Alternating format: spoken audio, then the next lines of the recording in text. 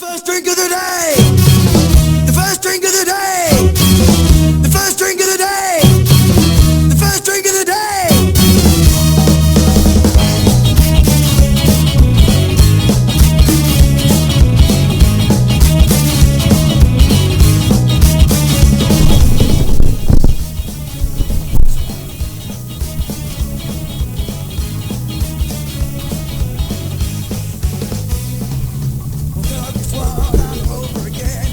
So, long time, no see, no hear. It's been about, 5 years since we last cracked our adult beverages and had our Cheetos laying all over the place? Yeah, it's been about that. Sounds about right, yeah. Back then, we used to rage quit, but quitting is for quitters. It's time to rant and rage, fuckers. Alright, so... You know, I was really hoping I was going to be the first one to drop the F-bomb. Well, you know, you've got the chance to actually set the bar. Fair enough. I may have been the first to do it, but you're the guy who could set the land speed record. I'd like to go ahead and thank, unbeknownst to them, the band 7 Seconds of Love for providing the opening theme song for this Maiden voyage. Now I'm going to go around the table here. I'm going to introduce everybody that we got in the new and improved and slightly furry nerd bunker. First, to my right, making his debut or debut or whatever the hell they call it. Some would say he's a little bit of a birdie hobo, but we prefer to think of him as a little bit of a weird beard. Go ahead and say hi, Haplocks. Hello, listeners. Sitting to his right is the artist formerly known as Crackin' Heads, but now he spends a little bit more time, crushing kittens? Something like that? It's kitty smashing. Kitty smashing? Now, what's that a euphemism for? I'm beating up the pussy, I ain't gonna lie. Fair enough, fair enough. And of course, sitting to his right is everybody's favorite, not quite juvenile, but juvenile delinquent. He's everybody's favorite pal, especially when he goes out to parties, gatherings. He makes friends everywhere he goes. Ladies and gentlemen, he's going to pull thread off you, whether you want him to or not. I give you Wolfong. Hi. And holy fudging shit, has this been a weird trip, eh? You have not even heard the best yet. No, we haven't, but anybody who's lucky enough to actually tune into what we're doing is going to hear at least some of the mediocre. We got to build up to the best, damn it. This is only the first episode.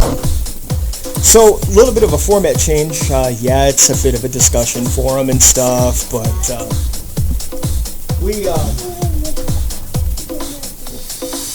Is that the voice of a hobbit? You sounded like it was. Yeah, definitely not Frodo, but that's Dino, the headbutting hobbit. He likes to kind of troll around here. Now, you know, this show is family entertainment, especially if it's like the Manson fucking family. But I'd just go ahead and put it out there, and we're going to drink to that. That's right. Yeah. Absolutely. I would like to go ahead and mention a couple of our sponsors that have absolutely nothing to do with our show, whether they realize it or not. The first, of course, is going to be Booze. As always, a longtime sponsor of ours, bringer of liver cirrhosis, bad decisions, and that one time I woke up nearly having to gnaw my arm off. I'm not saying she was coyote ugly. All I'm saying is that my decision-making process was a little bit poor. Impaired. Impaired, yeah. Well, you know, I thought she looked like Christy Brinkley when I took her in the bedroom. When I woke up the next morning, it was David Brinkley, complete with a unibrow. Ooh. Yeah. Ooh. Yeah, I went there.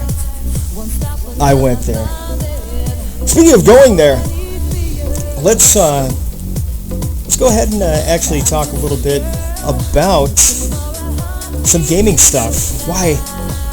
It's time for gaming news. Yes. First item news. up. BattleTech. Yeah, you remember back in the day on one of the last episodes we did in what we called the Dark Days? Or, well, I call it the Dark Days. we were talking a little bit about MechWarrior Online. Now, of course, that game is kind of taken off-ish.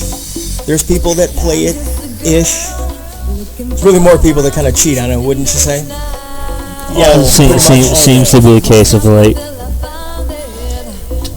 Yeah, I mean, it's, that is kind of the case as of late. I mean, they'll say no, but we say, and of course, argument really just goes around and around in a circle, even though we can usually prove it, that sort of thing. But there was enough success behind it that has actually brought the old BattleTech back. right, with this whole new BattleTech Returns, this kickstart, turn-based wonderfulness that I cannot wait for. Oh, it looks fantastic. Now, of course, we're recording this podcast today. It is the 3rd of October when we actually got the recording to start for the 5th time we tried. And technical issues. Gee, we kept that gimmick, didn't we? Just a little, yeah. Just a little bit. So apparently, this game was launched on Kickstarter. From what I understand, it was actually done earlier this week, like right at the end of September. And how long did it take for them to hit their first funding goal to actually get a game made? 1 hour. 1 hour. Yep. 1 hour. Are you fucking kidding me? 1 hour? 1 hour. And by, 3 hours, their second goal was made? Yes. My God. Yeah. Yeah, Kickstarter's kind of awesome sometimes. Right? I mean, you can kickstart anything now. Well, just about. I mean, you really can. I mean, it's like between Kickstarter and like GoFundMe and stuff like that. Obviously, Kickstarter is the one that everybody knows. Right. I don't know. What do you guys think about this idea? I mean, I know a couple of you read a little bit about it. Hap, you've been kind of quiet. It sounds like you kind of maybe know a little something about that. Yeah, Harebrained Schemes is the one taking over this Kickstarter of the BattleTech Returns. And you might recognize some of the people headlining that because one of the people is one of the people who made BattleTech. So this group of designers actually recently rebooted Shadowrun Returns and had just as successful Kickstarters with those. So I'm really, really looking forward to this game. I mean, I am a BattleTech nerd from way back. So now that I'm getting a chance to play it in its new form, it's going to be awesome. In fact, I'm a BattleTech nerd because of the home slice to my left. I mean, And hell, when we were playing, we still didn't even know what the hell we were doing. But it was a blast. It seems to be pretty much the running gimmick that we have. Just, as friends. And that seems to be kind of like the thing that happens with all gamers, too. Is that, a game comes out, one person tries it, they turn around, they end up pushing it to another person. That kind of thing. I mean, that's huge. That's huge. And, to a point, it seems like that's just how the business grows. Now, with a game like BattleTech, with a game like MechWarrior, obviously it's along the lines of a mass multiplayer, when it comes to MechWarrior Online. Other great MMOs, World of Warcraft, EverQuest, was the one that originally set the bar. Obviously, WoW kind of shot past it. But my question... you still got to give props to EverQuest, no matter what. Oh, yeah. Whether you liked it, didn't like it. I gotta give props to the BBS Major Muds for starting all the MMO madness, so... Well, that's because you're slightly older than us, and we're into it a little bit longer than us. However, I am still the oldest and recedingest hairline in this room. That you are. I am a true dwarf. That hair started falling out back when I was in my 20s. And it still You hasn't should just stopped. own it. You should just own it. Quit hiding under the hat. I'm only wearing the hat right now so that it doesnn't mess up what's left of my hair with this headset I'm wearing. I mean, then again, though, we did try and go with video on this, and then, well, that didn't work out for this run, but it's coming, bitches. It is coming. This is definitely You're gonna get to see us in person. But the reason why I bring up all of these other MMOs and stuff is because one of the things that I've always found fun about playing a mass multiplayer game is if I get killed off in game, I can just respawn and go right back to it. Does not even remotely seem like something possible with this game called, what is it called? Upsilon Circuit. Have you guys heard of this? No. It's a mass multiplayer online game, fantasy game, where if your character dies, you're done. You might as well just uninstall the game. You can't go back. You can't play it. You get one life only, no chance to restart. What the fuck's the point of that? Well, here's the thing. I read the article about it, and in the article, which, by the way, I will tell you exactly where all of these articles are coming from. According to Kotaku, and I'm going to get to those fuckers later, according to Kotaku, this game, and this is from a story that came out earlier this year, Upsilon Circuit is a game that's also being treated somewhat as a sociological experiment. Part of the concept of the game is that because you only get one life to use ever in this game, one character only, the idea is that people will play a lot nicer with each other. They're expecting the internet to play nice. Right. Honestly, I'm gonna quote Eric Cartman when I'll tell you that's what I said. Because well, actually, I'm gonna cut you off for a second here. Oh, right. Because you know what I would do in this game? I would murk every motherfucker I found just so they could never play the game again, just to make that fucker fail. Yeah, this game's a fucking griefer's paradise. It is hands down a griefer's paradise. Because if you really think about it, if you only have the opportunity to have one life, aren't you going to find the most successful way to off all the other players, kill them all, and take their stuff? It would be exactly. Well, I actually watched the videos on this game, and what it is basically everybody's going to get one life, but you're going to have an audience watching who then votes and spends experience to actually send monsters and enemies at specific players to try and kill those players off. This is that's even worse. This seriously is like the first step to the Roman Colosseum. You're right. And I'm a little bit pissed because we're it's gonna have email more domains and more. go fucking skyrocket on the bank here off this. Well, you see, here's the reason why I'm a little bit cheesed off about it, is because it takes away from an idea that I discussed on the previous podcast years and years ago about my whole get-rich-quick scheme that involved doing this with prisoners and calling it prison brawl. And if you remember, Kitty, that whole discussion that you and I had, we were going to start renaming some of the most notorious prisons and change them, around a little bit, like San Quentin Arena. That's right. The finals of the tournament be held at Alcatraz and all that stuff. And I got to give credit where credit is due. You got to have Sing Sing in there is too. The first one who came up with that, and then it took on a life of its own. And I'm still pushing for it. Still pushing for it. I'm telling you right now, if this game goes through, there's going to be 4 players at this table that are going to be the most sought after and hunted. Oh God, yeah.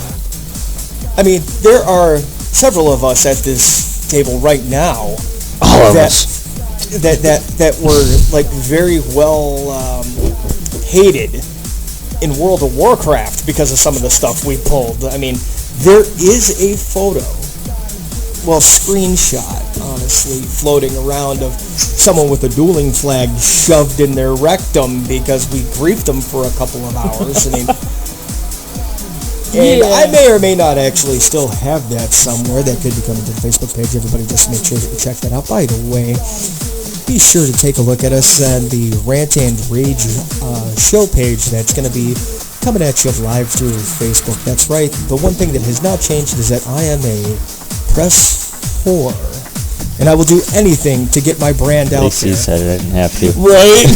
Exactly. Speaking of which, very cool, huge sponsor is going to be kind of coming on with us. Those of you that are familiar with multiple platform gaming will know the name. Once we have everything fully solidified and things launch, we'll be able to declare it officially. Not that I'm staring at their webmaster and with a hot poker saying, make it happen, make it happen. Right. Make it fucking happen. We'll make it happen. We just gotta get some more bearings straight.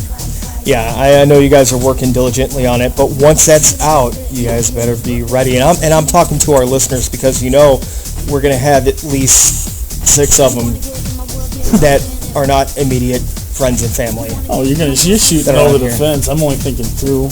I always swing for the fence. Well, there's 4 of us I here. might We got at accidentally least smash that. the umpire with the bat. No, you just hit the umpire with the bat. Yeah, that's very true.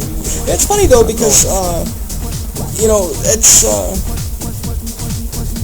I'm not really all that athletic now that you mention it. I mean, We know. the only thing I got going for me is hockey. So it's the Raptor arms. You know what? As a goalie, it's okay for me to have raptor arms as long as I block my face. I was hoping we'd get at least 2 or 3 listeners and then maybe 20 bots that somebody wrote to listen to us. That'd be great. That would be fantastic. That would just be keeping up the gaming spirit. Not that we're saying that you should make bots that listen to us, but I will monetize the YouTube video of this. So if you want things to improve, like our morale, production quality, the amount of sandwiches that myself and Wolfie keep in the fridge so that we don't go completely psycho. Sandwiches. I need the liquor. You're right. Think of the starving children of Rwanda that don't have booze. They don't need booze. We need it here. You're right. Fuck the third world. I want my booze here. America. So, To be fair, I'm probably staring at enough empties to get a small third world country trashed. it's only been since last week. Was it really only last week? Yeah. Remember, I was just kind of travel 30 at a time. I was just kind of storing those there because our can thing was full. Yeah. That's not any better. Oh shit! I'm You double really stacking think already. I would like to point out that we could probably fill several beanbag chairs full of empties. And they would be quite uncomfortable, so I don't recommend it. So speaking of things that are uncomfortable to think about, there you go. Speaking of things that are uncomfortable to think about, so Blizzard has decided that they want more of our money. And they're bringing out yet another World of Warcraft expansion. I just got a question. Are these motherfuckers talking to PGI at all? Because this sounds like something like they're doing. Let's drop Mac packs. Let's charge them $80. No, we're just going to drop another X pack. We're going to charge you $50.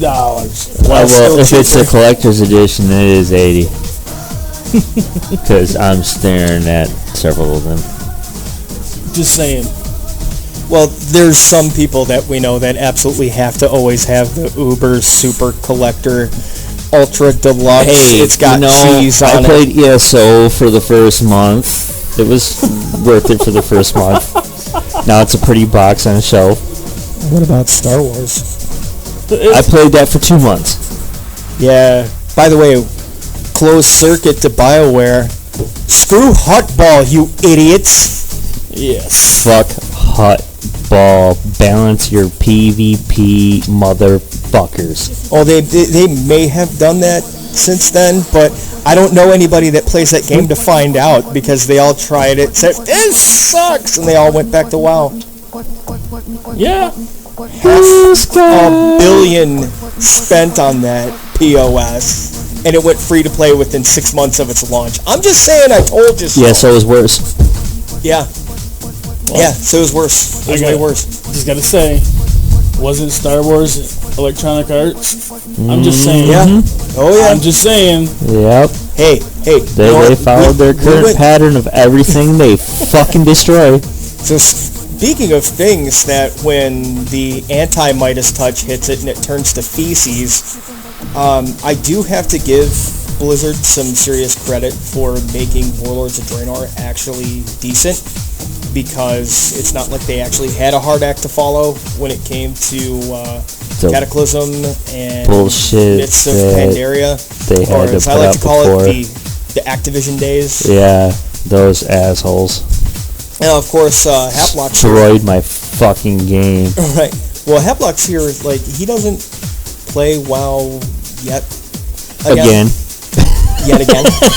Like, he's, taking a long time off, but I think it's only a matter of time until he Never. gives in. I mean, he says no, never, but... One with us. I mean, hey, his woman still plays, so that's at least, part of the equation. When I saw World of Warcraft listed on this, I knew it was an intervention. You can't fool me. Now, sir, we need Let's 4 more together, my people friend. for a true intervention, but we only need 2 more for a conspiracy. And unfortunately, those 2 decided that they couldn't be here, so Helga and the Mighty Might, we're recording this without you. Even though Helga's just, down the hallway. Nobody likes an Adolf Quintler. Just saying. To be So, I mean, To be fair, she's probably playing WoW. honestly... And Diablo last time I looked. Oh, she's playing Diablo now? Oh, yeah, that's great. It's like, yeah, we'll get to people slutting themselves out for stuff later in the show. We got a whole section for that. But kind of what I wanted to do here with this little bit, though, is, it's gamer news, and we've kind of gone way off those railroad tracks. But to kind of bring it all back together. So, World of Warcraft, they want more of our money.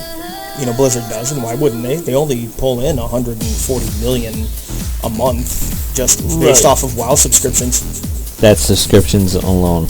Yeah, just subscriptions for WoW. That's not including any microtransactions, merchandising, any of that crap. Right. But hey, they got to fund that movie somehow. They need to hurry up and continue funding that bitch. It's out next year. Sweet. It's set to be out next year. Wait, man, that means that they might even be almost a post-production. Yeah, like they've done all the principal photography. The guy playing Colossus in the new Deadpool movie is actually in it as some random orc, but I think that's mainly because the guy they got to play Ogrim Doomhammer is just too awesome, because they got Clancy Brown, the guy who played the Kurgan in the old Highlander movies, to play Ogrim. Really? That's pretty pimp. Oh, I mean, it's insane the cast that they have for the movie so far. Especially because at one point they were gonna cast Johnny Depp as Medivh. What the fuck? And then apparently somebody came in and out Johnny Depp, which is possible if you shower. I was gonna say, I love Johnny Depp, but we know you love Johnny Depp. I do. We've had that discussion. I do. I have a man crush on Johnny Depp. But Johnny Depp in World of Warcraft? No. Right. Besides, he's busy making more Pirates of the Caribbean movies that can still be terrible. They're making more of those? Why? Yeah, I don't know. Probably because Johnny Depp's like, I'll play Jack Sparrow. And everybody's well, because he's playing like, himself. Well, that's a license to print money, so... No, he's playing himself playing Keith Richards. Well, fair which enough. is even more ridiculous. But the point is money. And that's World of Warcraft. Now, at BlizzCon, they're expected to have more stuff dealing with the new expansion, but all the stuff that we've got so far came from Gamescom over in Germany just a couple of months ago.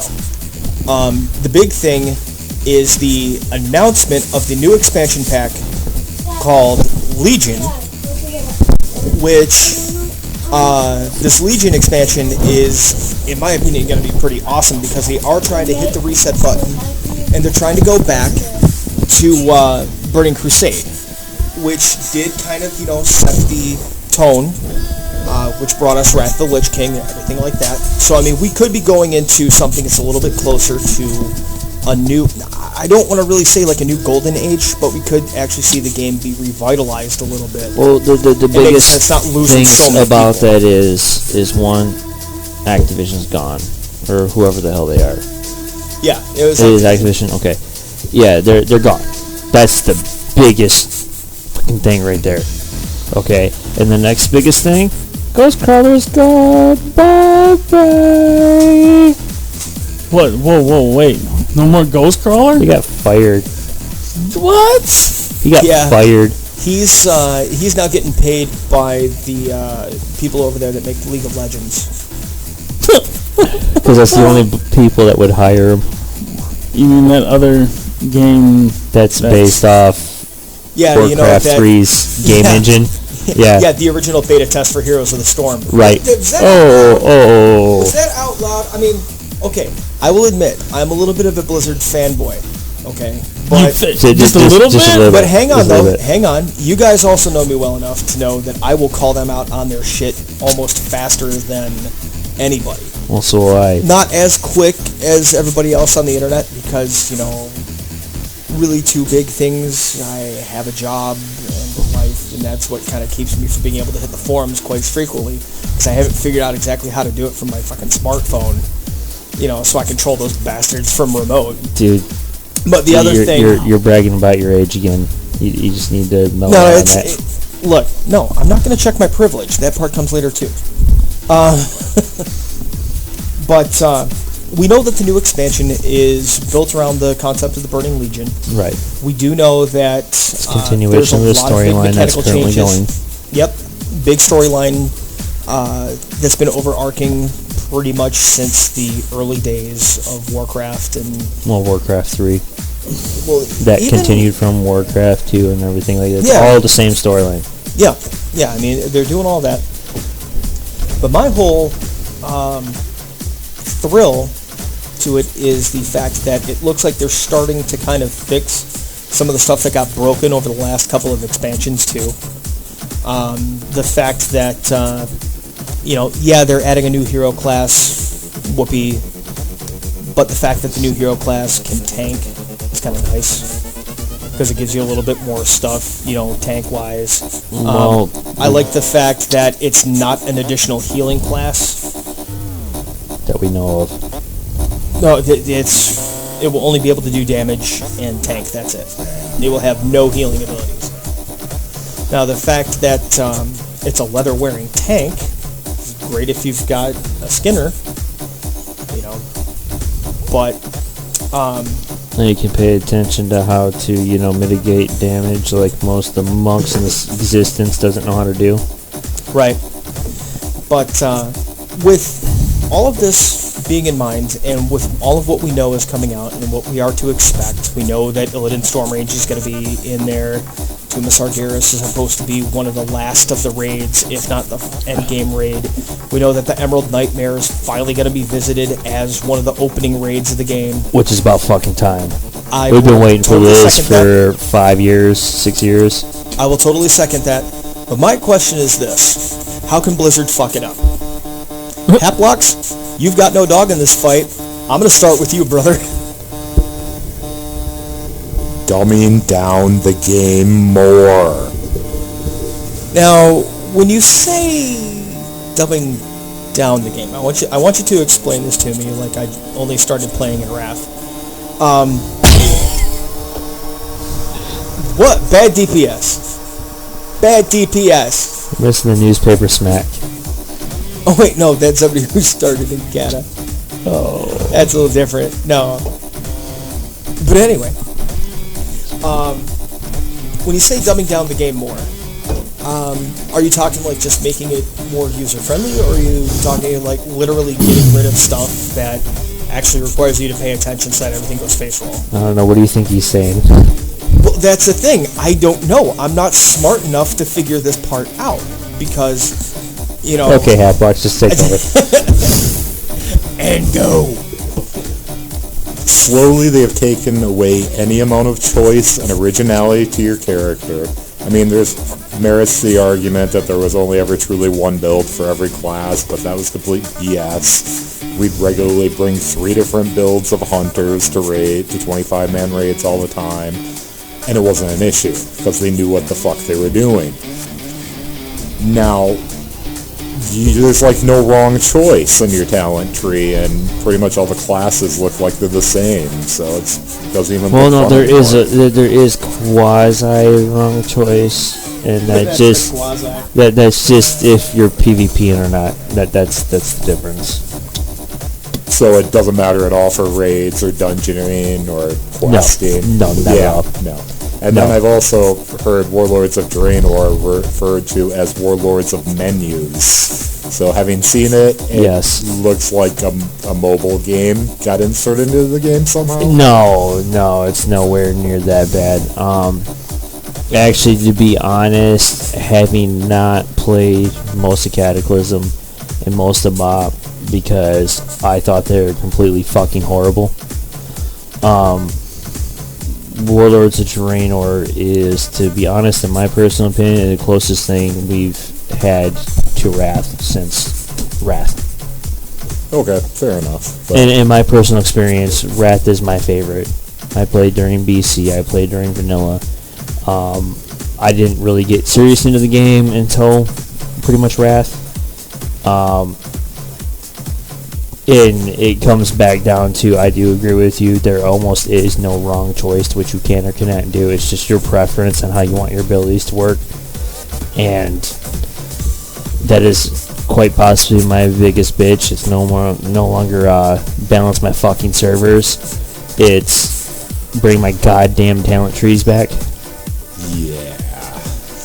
Because I used to theory craft my shit. I used to see what happened. I used to do, random shit and just do whatever I could just to break the mold. And I had a lot of successful builds that most people wouldn't run. Yeah. And now you don't get that. Right. Yeah, I was one of the few people actually bringing the Shadow Priest in Vanilla WoW to raids and doing it successfully. Actually, I have to contradict that. The person that got me to play WoW during Vanilla was a Shadow Priest that was Raider. Yeah, and most raids would not take them at all.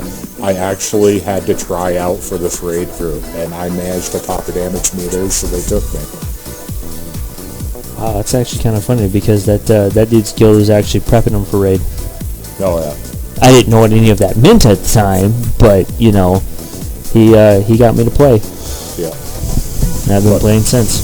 The other big things that I think really screwed the pooch was in Wrath of the Lich King and they changed the raid lockouts, because that pretty much killed most raid groups. Raid in one sweeping patch. What do you mean? We had 25-person raid. Every week it would have to sit 5 people out because we had that many people. And then you'd also have 2 or 3 side raids we'd run that were 10-man. We'd prep for the boss we were doing that week. And then we'd do it in 25-man. Suddenly, we all had to have alts to do this, and all these people want to take their alts to other raids or take their mains to other raids for 10-man, and then they were locked out, and then we suddenly went from running to 25-mans to not even be able to field 12 people. That's actually what happened to our guild too. The lockouts destroyed us. Yeah. And I think it was retarded to take that away, because it's like, if you want to spend that much time raiding the content, let the goddamn players raid the content. I'd have to agree with that. I personally don't like the lockouts. I mean, 1 or 2 days, okay, cool, whatever. But doing the same lockout times, Yeah. it did destroy a lot of progressive guilds Yeah. at the time. Yeah, I mean, it got to the point where I was logging on for Friday and Saturday raids, then I was locked out, so all I would do is log on for dailies every day. It was like, I already work a job, why do I come home and pay a company money to do a job in a digital game? But I can That's a very understand good point. I'd never been a hardcore raider. I was more hardcore PvP, but I would only get drugged along for the raid just to fill a spot, because I had a tank class, which I didn't even have gear to do it, because I was more concentrated on PvP in arenas. I mean, and then the guild that we were all in is, if they went their 25-man, then all of a sudden now you gotta have all these alts. So it wasn't, I mean... At that point in time, they were just pulling anybody they could, just to fill a roster, including up to pubs. Yeah, there was a lot of, there was definitely a lot of pub pulling at that time. It sounded like pud pulling. But yeah, there was lots of... Well, there was a lot of that too, players. because that's all we were doing while we were waiting for people to go raid with. Oh yeah, I mean, and the thing is too is that now with the way that raids have been changed all across the board, the fact that it's the same fight, it's the same stuff, regardless if you're doing 10 or 25, and that ruffled a lot of feathers too. But my counter argument always was, it's like, look, 25-man raiding is hard enough to do as is. If you can get a group that can go through, and you've got like a small guild where you only have 10 raiders, why not have the access to the same content?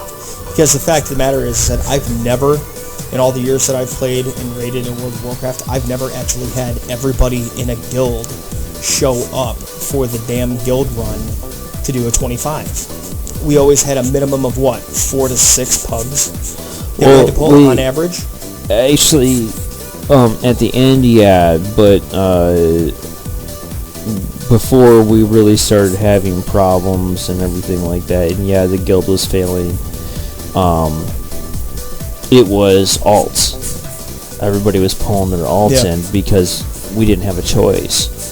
And then it would just lead to more frustration and morale breaking because the alts weren't geared, and nobody was, even though they had done it on other tunes, they weren't practiced on the tunes that they were playing. Yeah. And it would just destroy the raids, and it ended up bad. Right. So, Kraken, same question goes to you. How do you think Blizz could screw this up? Making it more money based. I mean, being like any other game, it's just, I think they should make it, if you're gonna have this hardcore raid like they want, they should make the fights more dynamic. Right now it's run over here, hit this guy, don't stand in the green shit or the red shit, run over here, jump over this, DPS the shit out of this. And I remember it was main tank stay over here on the guy, the main boss. Then you had 2 other tanks having to take the ads. So you had the dedicated group over here that's still beating on the boss, but you had to worry about the shit on the floor, the shit coming this way, and all the other ads. And I actually want to interject real quick. Poor Wolfie being told, hey, go face tank that. Fuck. And then, of course, poor Rel having to say, bacon on Wolf. Bacon on Wolf. Bacon on Wolf. I get that no matter what I run, though. That's true. Now, to kind of build off of what you were saying, Kitty, I've got to absolutely say that you were 110% right, because now, with this whole Time Walk dungeon thing, that they have, it rolls out every couple of months, or sorry, couple of weeks. It's one every 3 weeks. Yeah, for a one week. every 3 weeks. Yep, one every 3 3 weeks, 4 weeks, generally once speaking. a month. What it is that it's a scaled version. It's a scaled version of dungeons from Wrath of the Lich King and from Burning Crusade. So you could take a level 100 into it, whatever your gear level is, scales down to what the proper item level would be for that dungeon. For progressing through that, progressing through that dungeon. That part. But here's the reason why. And heroic. Yep, here's the reason why you are more right than you realized, is because I can't tell you how many times me and Wolf have done these dungeons and have marveled at how stupid tanks and damage has become, because they don't know what they're doing anymore. They're so used to the simplified mechanics. Chain pulling stuff at item level, trying to fucking chain pull goddamn Ice Crown dungeon. Ice Crown, what was it? Old Kingdom. No, it was an Old Kingdom. No, that's the Barrage fail. Here's an example I'm going to throw to you. And by the way, if you use Barrage in Old Kingdom at the little platforms there, you're bad DPS. Bad fucking DPS. You want to see half of Old Kingdom get pulled? Hit Barrage. So, the whole thought process with that there is that you can go into these dungeons, and a lot of these guys don't know what it is that they're really doing. Like, they know the concepts of tanking in a very base way, but they may not have actually tanked for those dungeons at level where it was actually a challenge. Ever. Potentially before since Wrath of the Lich King BOE gear existed. You know, Yeah. worst never played before BOE or BOA gear existed. Shit like that. Yeah, and it is so funny because myself and Wolf, like, we'll tell you, we have just watched the scale of fail tip to where that some mix is almost upside down now. Like, it's almost capsized. Like, you know, when my, you know, ex would stand on the front of a boat, it would start listing, you know, like the Titanic. You know, it's like, why are we hundreds of feet in the air? Where's the iceberg? And then I see, you know, DiCaprio's dead at the bottom of the ocean. So, moving along, I want to kind of get to how exes can ruin things for everybody. Not that I'm bitter or anything, but it actually fits very well with what we're going to talk about now. Oh, We are now... Yeah, exactly right. You might want to crack another one open just to loosen up. In fact, give me a second on this one. In fact, I do believe I hear about... Oh, yeah. No. You can crack open your own beer on that. So we're 1 year removed. You alright with your mic over there? It sounds like you're fine now. Yeah, I'm good. Okay. I'm good.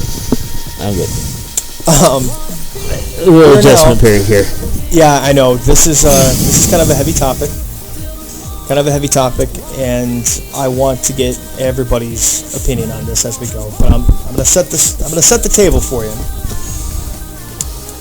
I want you guys to listen to a little piece that I got here that's gonna explain this whole scenario. And when this piece is done, we're going to all have a chance to kind of sound off. We're going to all have a chance to talk about it.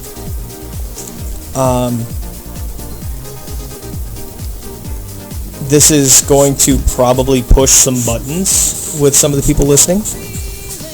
But chances are it won't. And,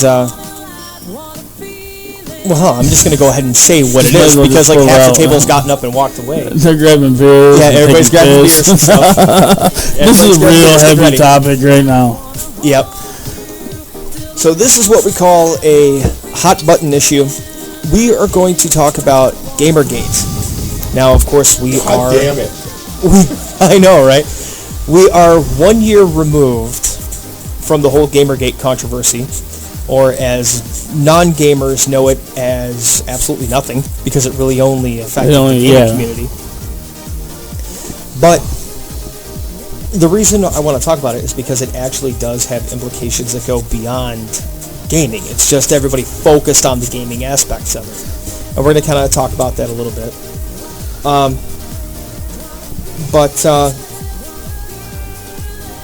Part of what we are going to discuss is probably going to sound like we're crossing some lines or whatnot, so I'm going to tell you now before we even dive in, is to put on your damn crash helmet.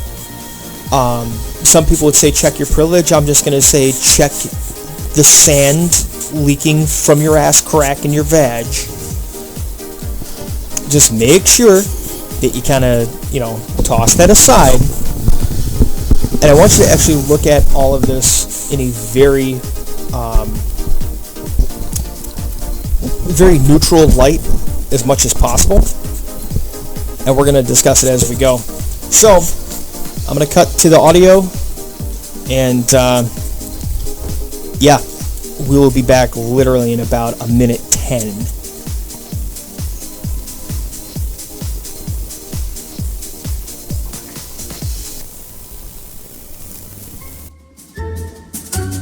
Gamergate is a consumer boycott and a call for ethics reform in game industry media. Evidence comes up that a writer at Kotaku gave a game favorable coverage because of a relationship he had. Kotaku says that this isn't true. More evidence comes up proving otherwise, and people demand he gets fired. Adam Baldwin shows support by creating the Twitter hashtag Gamergate. In response, Kotaku and many other sites published 14 different articles, all saying the same thing. Gamers are dead, all on the same day. Readers declare a boycott on these sites and begin contacting their advertisers. To fight the stereotype, the hashtag NotYourShield is made because minorities like myself hate having game journalists pretend to speak for us, especially especially since some of them are racist. Reddit's r/gaming starts censoring all forms of Gamergate discussion. Even 4chan censors Gamergate. This leads to a mass migration to a much better website. Feminist scholar Christina Summers releases a video debunking the idea that video games make people sexist. Game sites call her a conservative. She's a Democrat. Milo Yiannopoulos leaks emails from a private Google group called Game Journals Pro, proving that game journalists collude to shape narratives. Corruption is also exposed in award shows like IGF. Not wanting to associate with such hacks, one by one advertisers start to pull out, with the latest one being...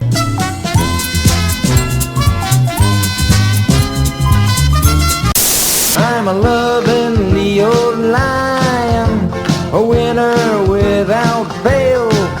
I'm a loving Leo lion, from my mane down to my tail. Oh, and one last thing. If you hear anyone say Gamergate is about harassment or misogyny, laugh in their stupid face and remind them that we donated more than $70,000 to help women make video games, and no game site will talk.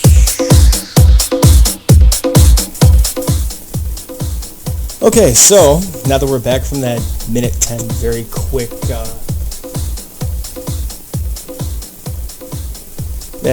minute 10 little brief interlude there. So, did you guys pretty much all pick up what it was pretty well all about? Oh, yeah. Yep. Okay, so here's the deal. The main crux of Gamergate itself, and I think we can all pretty much agree, the main crux of it really comes down to journalistic integrity and how there is a lack of it. Would that be just pretty fair? Modern media for you, in my personal opinion, but... No, I'm right there on that same wavelength as you are. Kitty, what do you think? It's just being dumbed down again. Everything in this world is being dumbed down. I mean, Right. if it's not PC, they're not going to put it out there. Right, and that's, part of the problem. So, what I want you to do, our fine subscribers, listeners, downloaders, by the way, you can make sure that you actually get this off of YouTube, and I will be posting a link as to where you can get it on my Facebook page. By the way, my Facebook is, you'll know. You'll know who it is. You always know who it is. Rap tap tapping at your chamber door. Smell like scratch with raptor hands. Does this rag smell like chloroform? Only when you're struggling. Burp, burp. Oh no, that's the horns of the struggle bus, which is exactly what happened to the third wave feminist movement when they decided they wanted to pick on gamers. Yep. So, who here, out of the four of us that are on, who here has not heard the phrase, don't piss off the internet? I personally like to push the red button on the internet. I mean, I think it's fun. Well, I think it's fun too. But you do it to troll. There's a difference. You're right. Right, but like, here's the thing. Would you go out of your way to piss off 4chan? No. No. Are Ever. you fucking crazy? Not. Hell no. So, I like my computer. I Why like it did to function somebody- properly. right, well, why did I somebody like to play my not, video games. Yeah, why did somebody not have that cautionary tale with Anita Sarkeesian or with Zoe Quinn? Because they don't know about the internet. They don't know the dark side or the... It's not even the dark side. You can't even compare it to anything like that. It's they're fucking retarded. That's the problem. Right. Now, for those of you who don't know who these two people are, which is very highly possible, Anita Sarkeesian is a hardcore third-wave feminist who blames men for everything ever. She blames men for all mass shootings ever, even though one of the most infamous school shootings in the history of the United States was actually perpetrated by a woman back in 1979. It was actually so well known that the band the Boomtown Rats actually wrote the song I Don't Like Mondays based on it, because that was her response. Why did you shoot all those people? I don't like Mondays. Well, ain't you a bitch? Oh, Cunt. wait. It's more like it, but Right. So, the Wikipedia for the whole Gamergate thing reads like a damn novel. I mean, That it's it does. insane, like how deep this goes. But the reason why I think that it's actually so big is because we're 1 year removed from the controversy itself. What's changed? What has actually changed in gaming that you have witnessed yourself that had anything to do with the fallout from Gamergate in any way? Nothing that I know of. I mean, That's my point. not Nothing a has I changed. think on WoW's trade chat for the first time ever, I think I seen somebody respond to something saying something about that's not very nice, and I don't even think that has to do with that. See that. I would say most likely no. No, I'm just saying that, you know, for the first time ever, I've seen somebody be polite to somebody on trade chat, or quote unquote do the you're hurting somebody's feelings. That's because the cyberbullying thing just went nuts. But that's a whole nother topic. Well, it is, but at the same time, it does tie into what happened during Gamergate. And the reason being, Actually, that is one of the reasons why it started by the person it got started by, because they were claiming that was happening to them, and Yeah. men are evil because of it. right, but here's really where the flashpoint to all of this really begins, okay? Let me set the stage for you. So, Zoe Quinn is an independent game designer that made a text-based game called Depression Quest, and it was made available through Steam. This game was reviewed. Oh, actually, it was part of Steam's try to get somebody's game published thing, whatever the hell Yeah. that is. Yeah, well, I mean, the game itself was made fully available. Right. It was like a spotlight specifically for indie gamers, Right. for And indie game designers. choose which game you want to get published. Yeah. So Greenlight.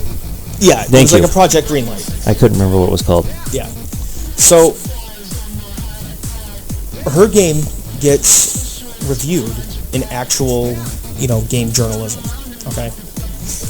It was actually reviewed on Kotaku and Rock Paper Shotgun, and this is why I said I will be getting to Kotaku earlier, and why I'm also going to say a little bit about Rock Paper Shotgun, because it was the same journalist, the same writer that worked for both sites that did two of the reviews of this game, kind of promoting it. And the thing is that one of the stories that they did over on Rock Paper Shotgun was actually talking about the whole Greenlight thing that Steam was doing. And they actually spoke about Zoe Quinn specifically like 10 times in the article. Now, it came out later on from then Zoe Quinn's brand new ex-boyfriend that she had been banging 5 different journalists, Game journalist. game journalists specifically, and one of the ones that she was outed as having a sexual relationship with was the guy who wrote for Kotaku and Rock Paper Shotgun that had written the articles about her game and had profiled her on the website. Now, obviously there's all kinds of mudslinging and heartbreak and all that stuff that's involved whenever there's a breakup or what have you, but the mistake is that here's somebody who, is a video game designer, and I'm throwing air quotes in the air when I say that because that's a very, very wide spectrum now, especially because smart devices have taken off the way they have now. Anybody can actually make themselves a game designer, technically. She designs her game, whatnot, is marketing it, what have you. But in order to really get the word out for that sort of thing, what do? You take it to the internet, right? Right. Which means that you've got information out there, chat logs and stuff out there and all that stuff. This dude, doxed her and released all kinds of her, chat stuff and emails and all that. Personal texts. Personal texts and all that stuff, got all of that out. To the point to where when he actually made the big motherlode doxing, he titled the article Five Guys, Burgers, and Fries. Which was a fantastic article. It's a fantastic article. Now, Zoe Quinn took the position of this is essentially cyberbullying and everything like that, and I can kind of understand where she's coming from, because at the same time, the dude did kind of go a bit far in also making it easier for her personal contact information to get out there. And she was, she was actually on the receiving end of threats and stuff but that shit had started before then. Oh, yeah. Yeah, that had started before then, but it really kicked up once it got more public. Yeah. And to be fair, she fucking deserved every fucking thing she got. And you won't hear me disagree. You will not hear me disagree about that. But just because somebody deserves it doesn't mean that it's legal for them to be on the receiving end of it. That's true. However, this is where it gets even crazier, because this is all going on, and then the SJWs come flying out. Now, an SJW, if you're not totally familiar, that stands for Social Justice Warrior. Oh, those assholes. Okay, now, back in the day, in the forum days, we used to refer to those guys as white knights. They're the ones that would just pop up and they would try and defend everything that they thought had ovaries because they're hoping for some booty. I know. That's really what it all breaks down to. They're not doing it out of the kindness of their heart. They're hoping to do it out of the kindness of your pants, ladies. This is why they, they troll for your affection because they're probably in mom's basement somewhere or whatnot. It's just how it goes. But I'll get to that stereotype in a minute too. So, Anita Sarkeesian, who gets very bored very quickly and is very militant with her very ovaries, decides that she's now going to white knight this whole thing, and she chimes in.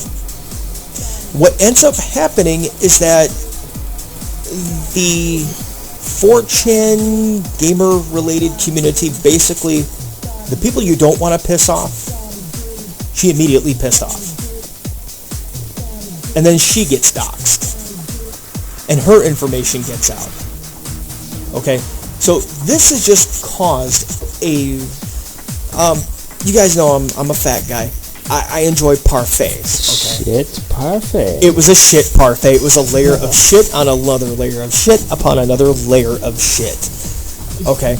We are talking, this is one great big scat lasagna, and everyone was getting a bite. Alright?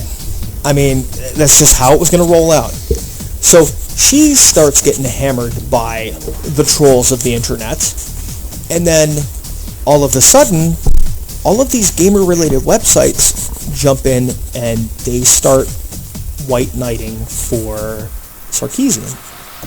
And they all start white knighting for Zoe Quinn. And this whole concept about gaming is in a decline, in that gamers, in the classic concept of gamers being mostly dudes. And D&D nerds and shit like that. Right, and D&D nerds and stuff like that. That basically gamer culture is on its way out. How the hell is gamer culture on its way out? Well, that's the question they were asked, and they couldn't provide an answer for it because they're talking out their ass. It's at its highest popularity it's ever been. It's cool to be a fucking geek and nerd. You got all these esports that are coming out that are getting national recognition, like Call of Duty. Now it's at the X Games. Yeah. I mean, you're seeing. This year you had the first professional gamer to get paid $1 million. He signed $1 million contract with Red Bull to play fucking Call of Duty. Yep. Oh, here's another one. Here's a good one, and I just found this out personally myself tonight. Hearthstone is a fucking esport.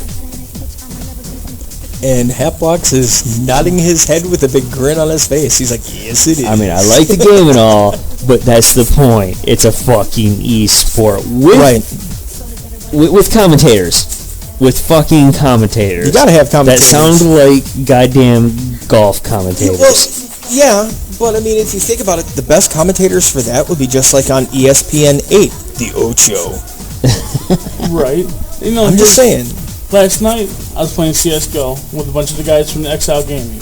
Yeah. And, shameless plug. We, right? We jumped in this random server, and we jumped into I forget what comp team it was, but they were streaming the match, and they had 2 live commentators in the match. I mean, this is the way that gaming's going. They think gaming's falling out. And this is random puppy match. This Random puppy match. This is gaming getting stronger. I mean, it's coming out of nowhere. No, it's not coming out of nowhere. It's been building for years. So, just out of curiosity, I popped into League of Legends on Twitch, because it's always at the top. It's always at the top. And I just looked at the viewer numbers on the top one. That was 450,000 people watching one match. game. That's not going out. That's going up. By far. Right. And if anything, social media and things like Twitch TV and shit like that has made it like just skyrocket. Right. Well, which me being a streamer, Kitty being a streamer, you know, we understand this, and it's cool. That's awesome. Right. No, that's one of the few times I actually appreciate social media. Yeah. Go watch Minecraft on Oh my God, Minecraft, like Twitch. Yeah. Anytime you go look at Minecraft, you got somebody that's got almost 100,000 views at that point playing that stupid freaking block game. Because he's fucking digging a hole and 100,000 people are watching it. Yeah. I mean, and no, it's actually it's 3D adult Legos. Yes. Now, here's the catch, okay? And this is why I kind of steered the discussion this way. Because to a degree, I do agree that gamers themselves, in the classic sense, are starting to dwindle. But that's only because there's more of an influx of people that are embracing being gamers that actually change the stereotypical appear now. And again, that stereotypical it's cool right now. Right, and it's not just because it's cool, really. I mean, there's really more to it, because the generations as we age, and there's a couple of us at the table that actually their first systems were Atari. Then there's you guys whose first systems, like actually all of ours, timeline-wise, were also like, you know, the NES. The NES was my first. No, I take that back.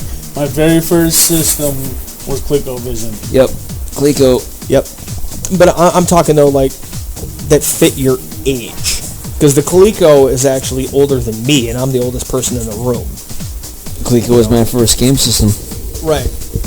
I had the old Texas Instrument gaming system. So. Yeah, buddy. I mean, so to say that this whole is going out. Yeah. It's just full of shit. What he's saying is the stereotype. The stereotype, yeah, of what a gamer is. Which, in all actuality, that is kind of true. Look, the princess is not in another castle.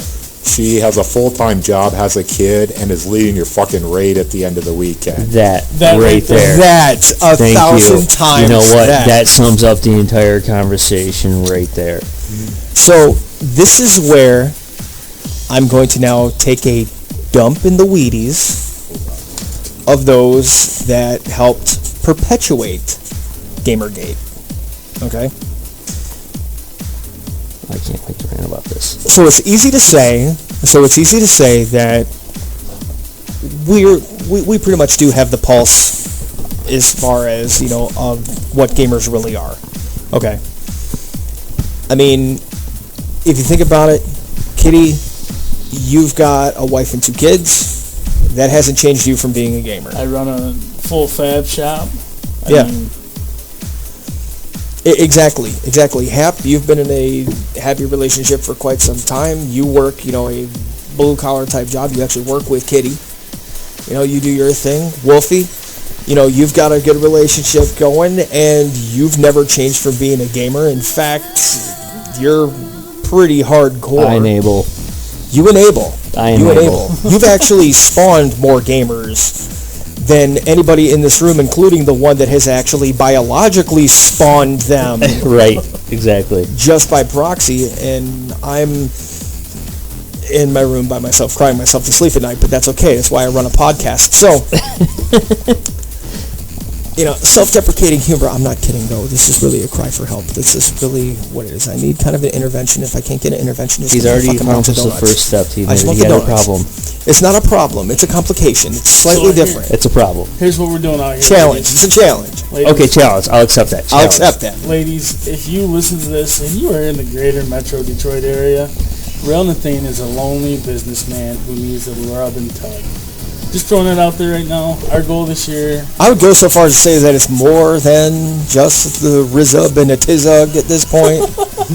Okay, all I'm saying is that, ladies, make sure your life insurance is paid up. You may or may not necessarily need an access ramp to get into your house by the time I'm done, okay?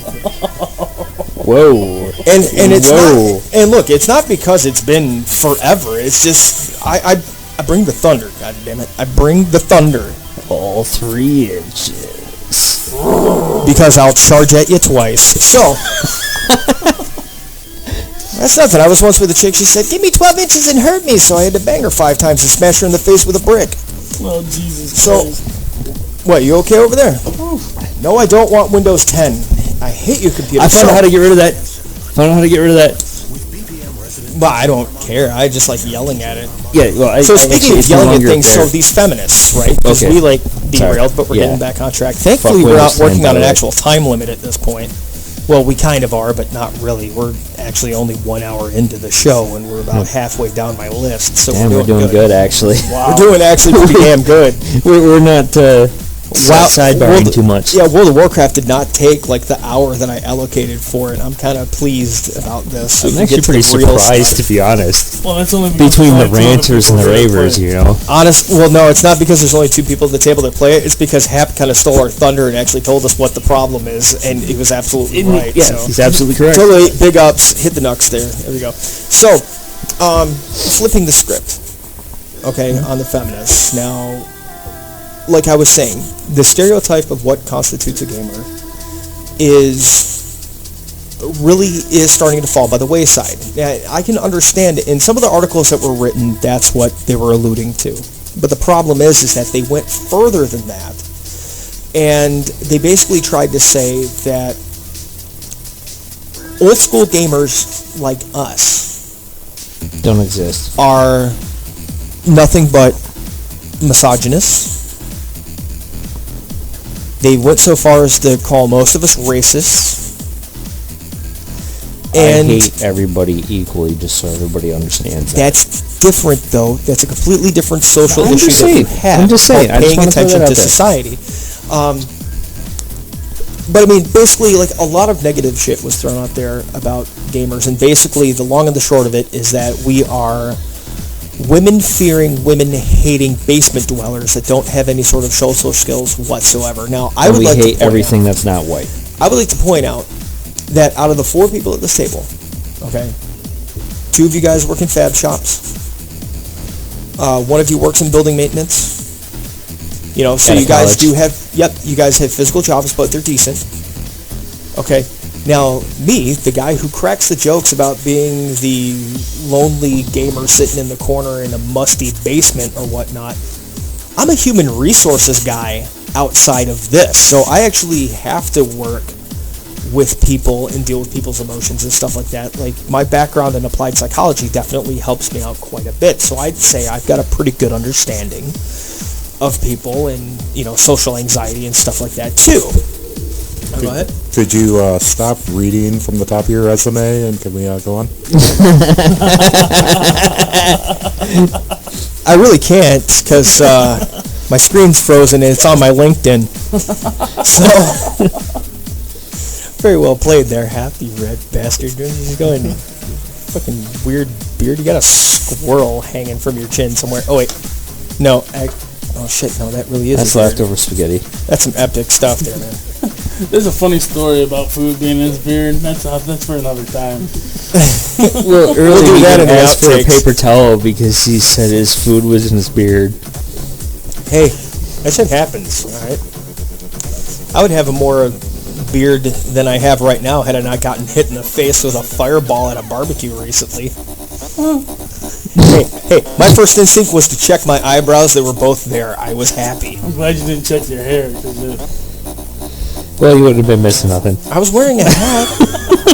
And you're right, I wouldn't have been missing it. There's a reason why I usually shave my head, but I just haven't gotten around to it. Right. A little bit lazy. Winter's coming. At least that's what Sean Bean keeps telling me. So, the stereotype of gamers has changed quite a bit. We've all seen it. But the problem is that the general public really hasn't. You know, it's like they seem to forget that the reason why companies like PepsiCo and Frito-Lay make all these tie-ins with stuff like Call of Duty and stuff like that with Doritos and, you know, Mountain Dew and all that isn't because there's only 10 people that are buying all of it. It's because it is a prevalent part of the culture.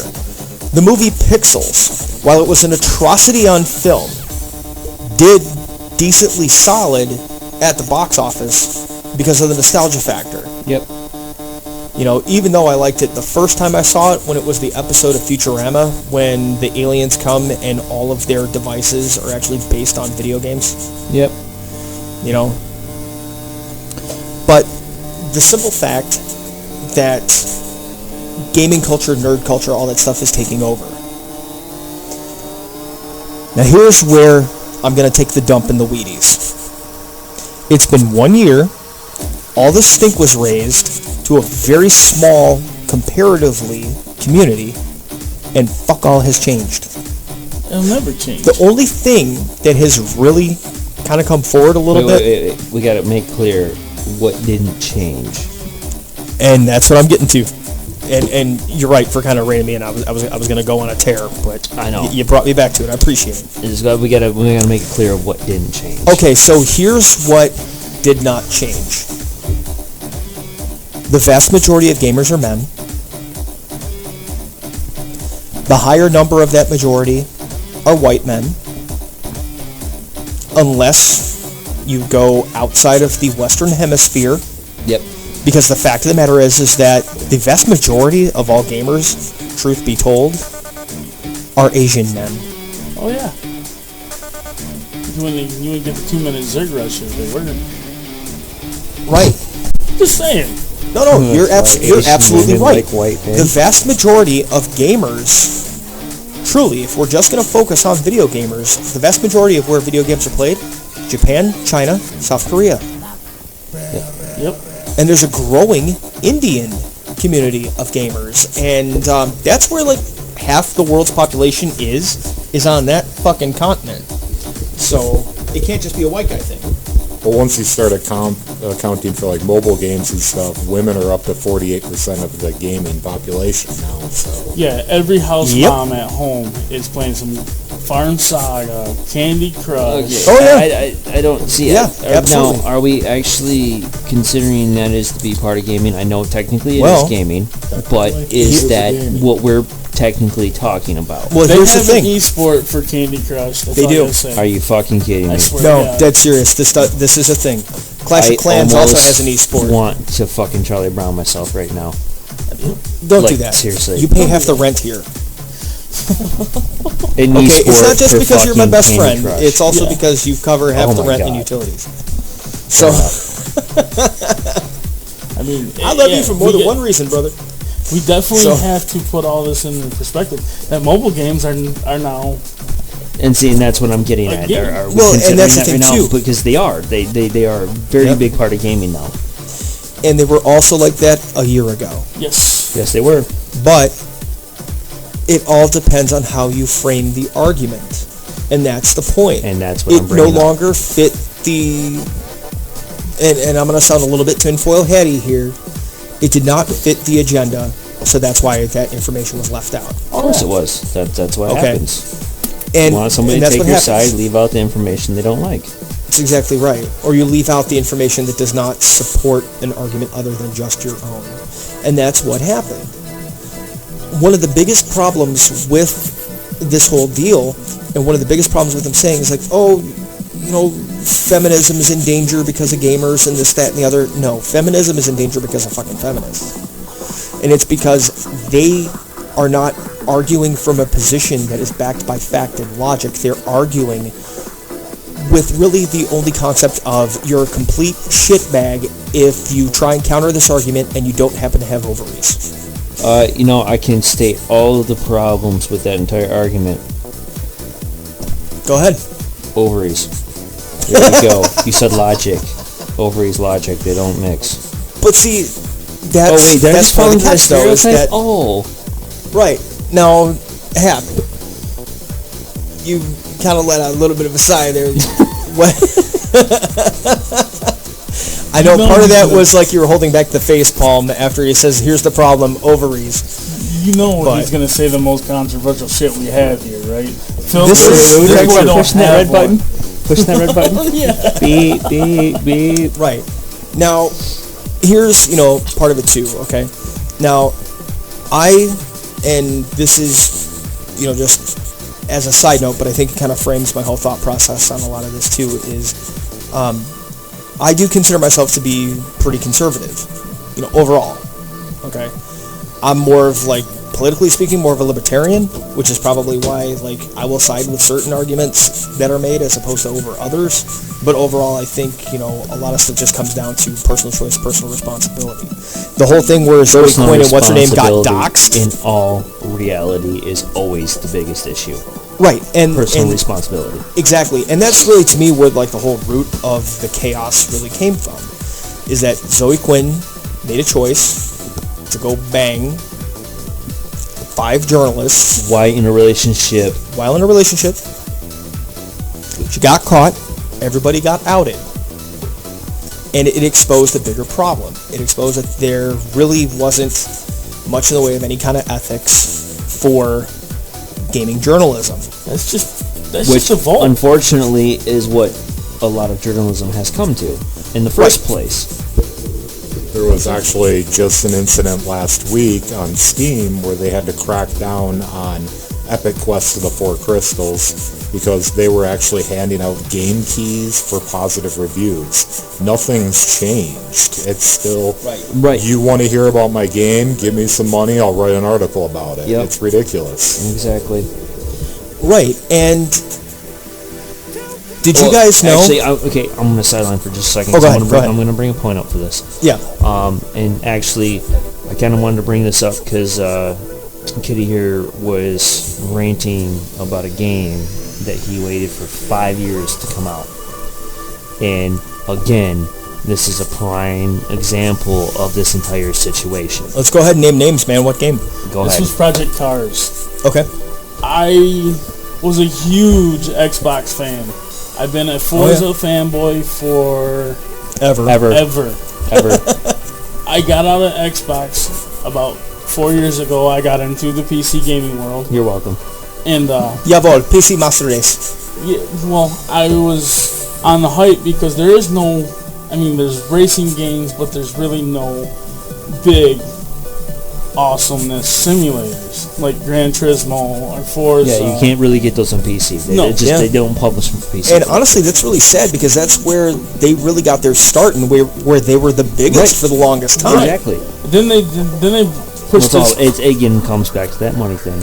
But then they started pushing this Project Cars. Project Cars is going to do this. Project Cars is going to do that. Mind you, I listened to him talk about this game for 3 fucking years. I've been present for some of that. Then I pay my $49 to pre-order it. I'm sitting there, I'm waiting. Once the game gets released, it's got tracks up the ass, but it only has 30 cars. How the hell can you compete with Forza or Gran Turismo that's got almost 500 cars?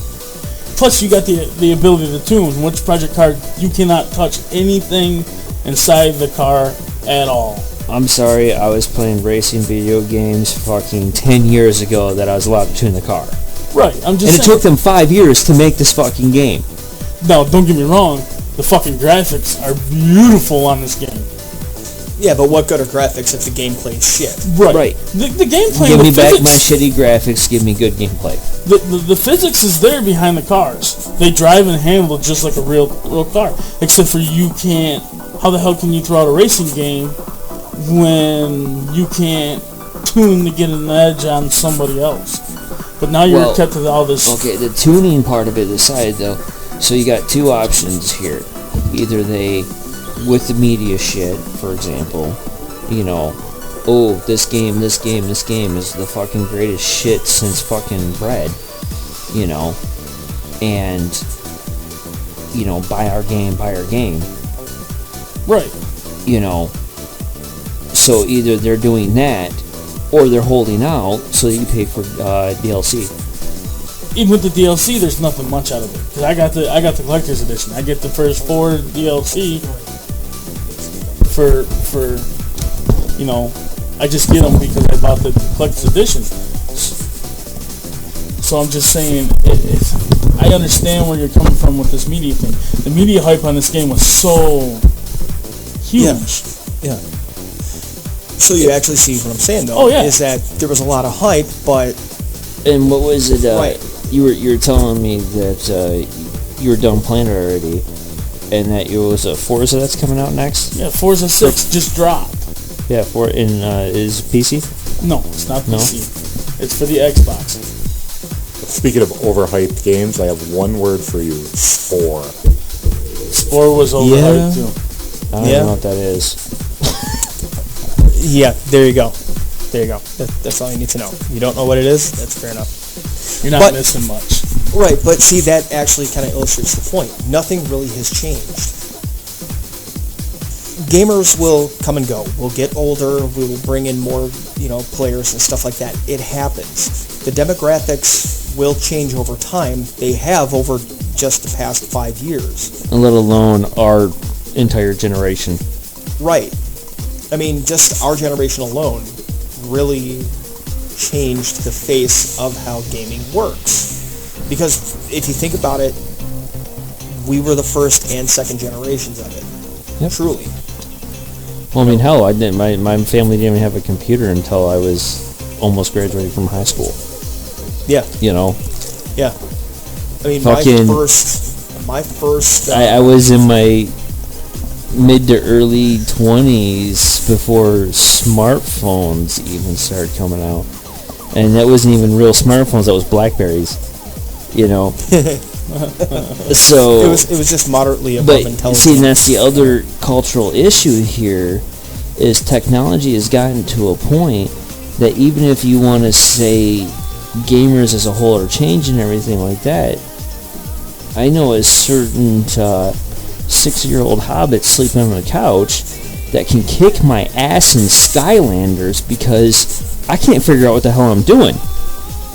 Well, right, but because here's the thing, though, they're growing up with it. Right, but see, here's the thing, though, because that little 6-year-old guy can kick your ass in Skylanders, you have to check your privilege before you even pick up the controller to play them, because you've got all those years of advantage of playing. If you see how ridiculous the argument sounds, and that's kind of what that's what was being shot after. Okay, that's what they were going for. They were going for, hey, here's a group of people that the general public doesn't really know enough about, nor will they actually give a crap enough about. Let's vilify them and bag on them as much as possible to forward our agenda, because parents are still just dumb enough to latch on to anything that sounds politically correct. Guess what I gotta say to that? Go ahead. Fuck you. I'm right here. I'm an old school gamer. And fuck your PC. Right. But that's pretty much what was being done. Yeah, that's it was exactly what was being done. And what wasn't being talked about by most of the people that jumped on the whole Gamergate thing, kind of like how we are now, but we're really, we're kind of doing the autopsy of the whole thing. Hey, nobody you're really bald talked enough, about... you can be called Ducky. I am Scottish. Not old enough necessarily. But I would totally drive his car. I would totally drive his car. So anyway, and what are you doing snickering over there? You're not that far off from me age-wise. He's a McGee. Oh.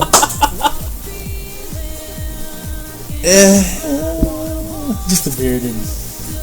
That one over there is cranky enough he could be Gibbs. I can Damn see straight. that. That makes you Denozo there, buddy. We never denied that. No, we've heard too many stories. We know the truth. Yeah, let's leave them out. My wife might hear about that. I You don't know, deal with that issue. Well, hang on. You know, Denozo went to Ohio State. Fuck you, that's a third world country. And just in case you hear this, Bobo, you heard it right. Third world country. fucking country. 8 people from the state of Ohio hated it so much that they left the planet. Not judging, just saying. Factually, even. Actually judgy. Completely judgy. No. That's coming in a minute. But we still love our Ohio. I have a segment for that. We still love our Ohio people, though. I mean, don't get us wrong. Some of my best friends actually come from Ohio. Right. Not gonna lie. But they still live in a third world fucking country. Right. That's right. I know some good people I that live mean- in Canada. I guess... What? I said I know some good people that live in Canada. What? What do you mean, what? Go fuck your buddies. Hey, Phil Kessel plays up in Canada. Wait, no. Actually, no. No, he's in Boston Man, now. I was trying to get the South Park thing going and you just failed. Look, man. You failed. I'm not going to fall for that every time, just 99% of it. The one time you could have fallen for it would have been hilarious and you failed. You know what really It failed, buddy. Snowman. What's that? Let's build a snowman. So anyway, yeah, long and the short of it, nothing really has changed. It really hasn't. Our short attention spans haven't changed. Oh, hell no. The problems with journalism in general haven't changed. Really, the only thing that actually made any sort of change is that social justice warriors are now more prevalent than ever. You know, I still think we need to talk about that bitch in general. Well, thankfully, I have a prepared statement. Okay. And this is for a little segment that I like to call, I'm not judging, I'm just saying. Everybody buckled in? Yeah. Have your beverage? This is time for us to go I'm ahead and... actually out of my beverage. I have to get another one in a second. This is time for us to have our little fireside chat. Did you get any on you? No, you good? Okay. So it has been just over 1 year since the breaking of Gamergate, and for the most part there has not been a single change that can be seen to the untrained eye. Third wave feminists still run off at the mouth in ways that are detrimental to their cause, using only emotion and their political agenda in place of facts and reason. And the gamer culture that was, for the most part, declared as good as dead is still healthy as ever, even though Adam Sandler wounded us with that horrid number 2 in a film can called Pixels. Now sure, we gamers have continued on, but the outright assault on all things in the third wave feminists deem unfit for the rest of the world is also as strong as ever. With journalists like Paul Joseph Watson and Mark Dice having to keep the focus on the hypocrisy and the lack of information within the movement, and vloggers like the Investigamer and the Amazing Atheist having continued to have this as a topic ever since the Gamergate controversy came out, really illustrates how big and not even close to huge that this ended up being. Boogie2988, by the way, big ups to Boogie, did a brief vlog about it around the time that the controversy is really broken, and to a point I can agree with what he surmised when he pretty much said that the real focus of the controversy should be at the breach in journalistic integrity as opposed to Zoe Quinn's being a whore. Not a slut, because she directly benefited from the sexual favors that she gave to journalists that end up reviewing her game Depression Quest, as she would only be a slut had they not written about her game. Because remember kids, whores get paid, sluts do it for their own personal gratification. Now while I have not a single doubt that Arnita Sarkeesian and Zoe Quinn did receive threats, even after a year, I would still wager a box of donuts over the idea that they most likely got the highest threats from those that would want those threats out there to forward the third wave agenda. Now we will talk to our buddy Ren Ultrap later. No, see, for the most part, nothing has changed. The third wave still spouts off whatever they want. Most of us are not listening, and for the most part, to our horror, they're making strides in forwarding the agenda. part of the way that they're forwarding the agenda, of course, is because they're targeting those that can give them maximum access. Now, the concept that all men are rapists, murderers, and all-around pieces of filth is being forwarded by the third wave, but unfortunately, there are tons of women that are buying into it. These controversies that spike up from the third wave movement unfortunately continue to torment, foment, and become a smokescreen to cover up other problems out there and to keep the majorly vocal masses on the internet away from the real issues that were spawned. And the studio dog has been stepped on. So Gamergate showed that there really is no medium that is immune from the smoke screening that is the method to cover up by those that want to keep us away from the real problems. Gamergate truly was, at its core, an issue that was totally about the violation of the trust that the journalist needs to have with their readers in order to maintain credibility in the event that there is a really huge story that were to break. Now, one could argue that this method is used on a more massive scale when it comes to issues on a national level, like it does with gun control, illegal immigration, and the growing war in the Middle East. But until we gamers stop falling for the puppet show that gets thrown at us and see that we're being lied to as a people, things like Gamergate will continue, and they will continue to take hold in our little subset of culture. And things like Fast and Furious will only sound like a movie, as opposed to one of the largest breaches of national security that it really was. So, 1 year later, Zoe Quinn's still a whore for what she did. Anita Sarkeesian is still a scam artist and irrelevant to the real world, and gamers have moved on, much to the chagrin of the third wave. But what do you expect? Our bullshit detectors didn't break. We just need to heed them better. But I'm not judging. I'm just saying. Alright. So now you said your thing. Does anybody else got to say anything about this? I'm just saying there's... No, not much.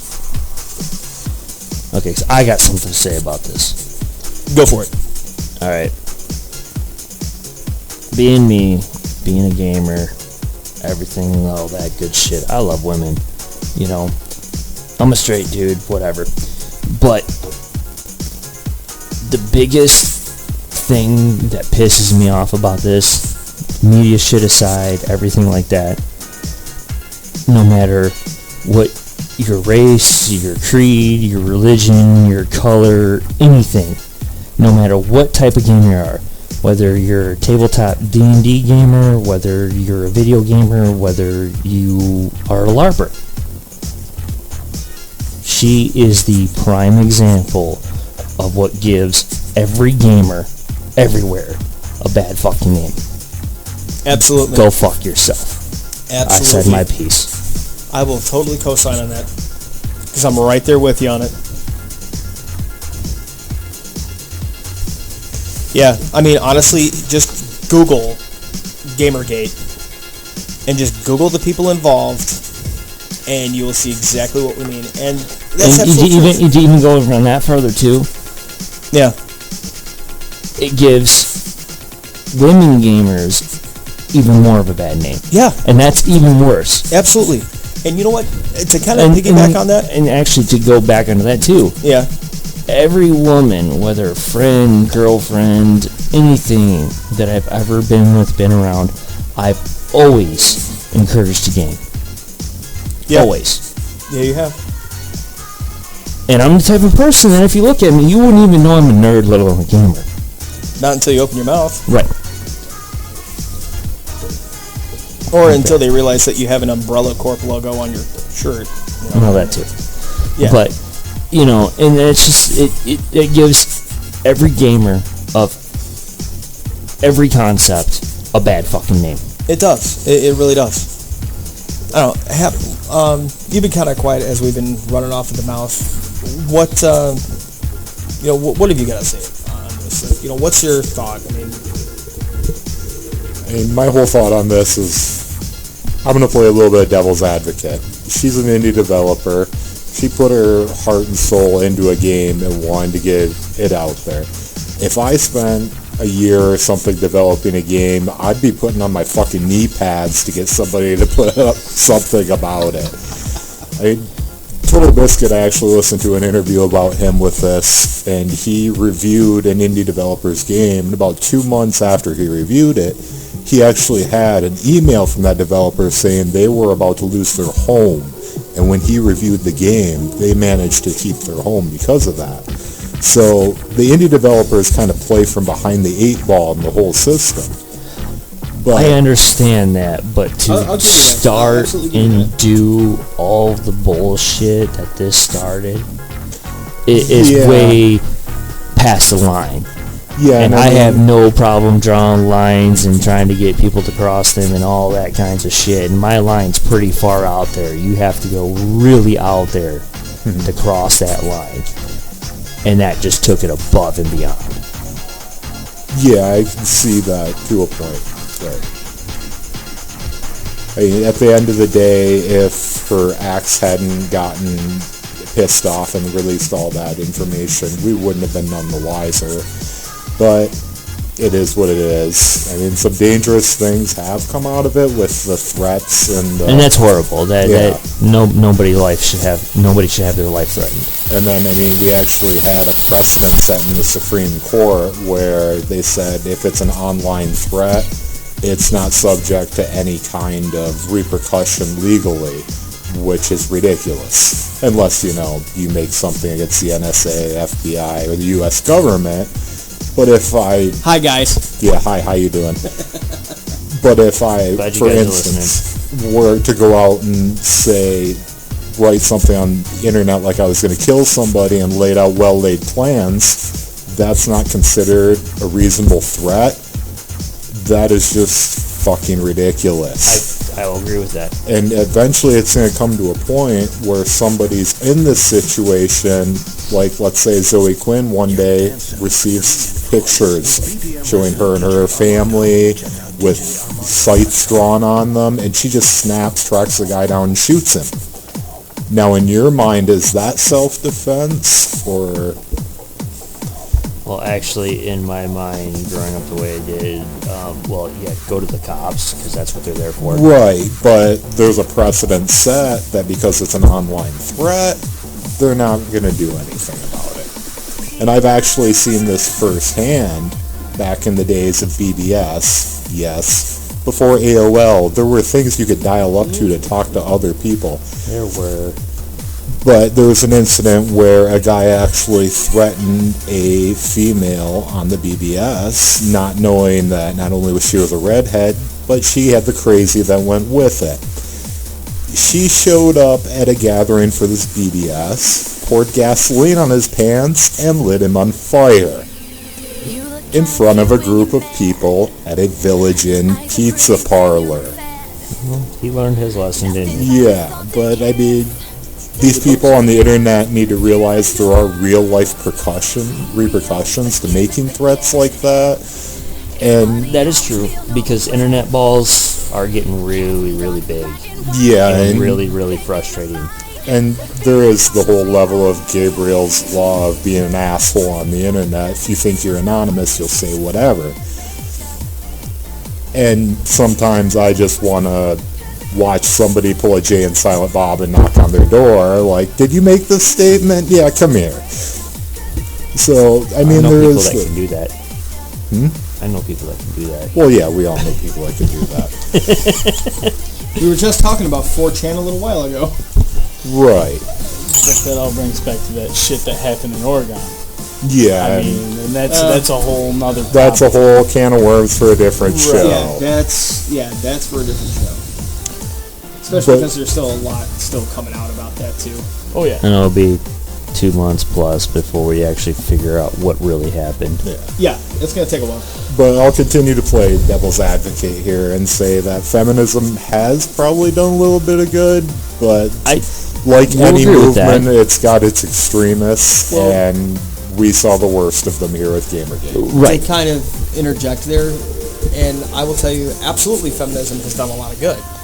And we're talking old school feminism. We're talking like your Susan B. Anthony's and people like that who, helped win the rights for women to vote and everything like that. And I do believe that women should be paid an equal wage to men. Oh, wait, that's right. There's laws that actually make sure that they are.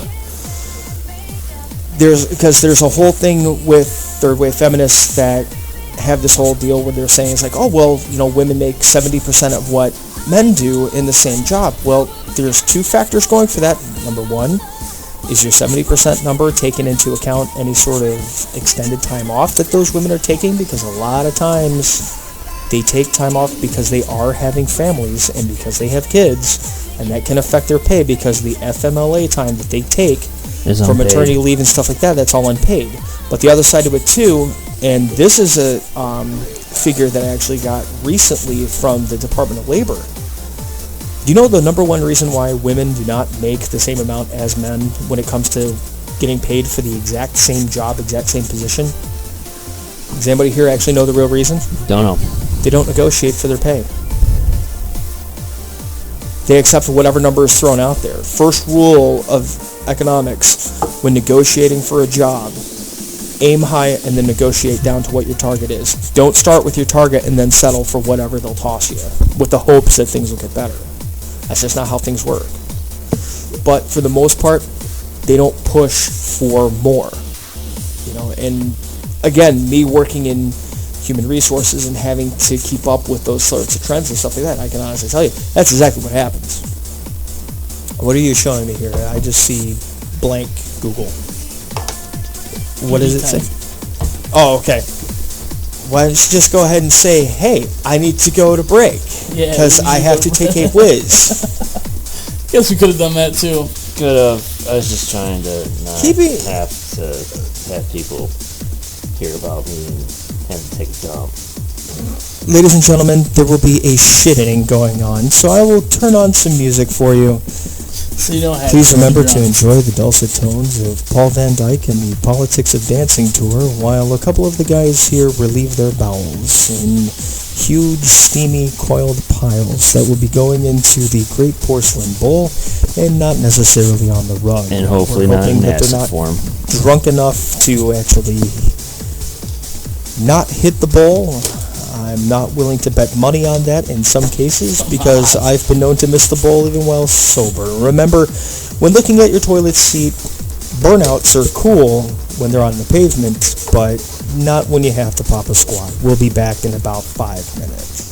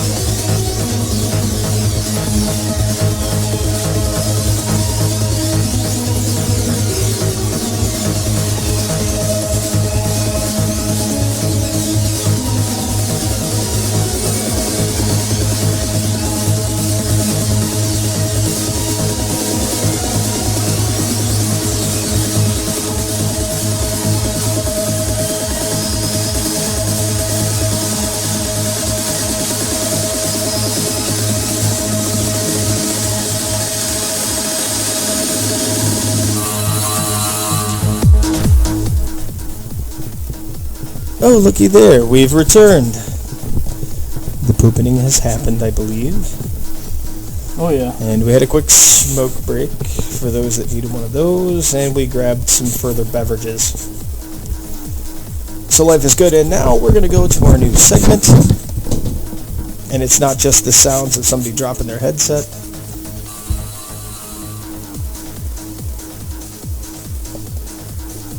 And we're going to talk about what's up next in sports. Yes. So, here we are. Football season has happened. And not too many people in the room really care a whole lot about sports per se. I'm a hockey guy. Hockey's the only thing that matters. Yeah, hockey season to me is the only thing that matters. Although, Kitty, I know you follow football. Yes. So, what's your opinion on Tom Brady having deflated balls? But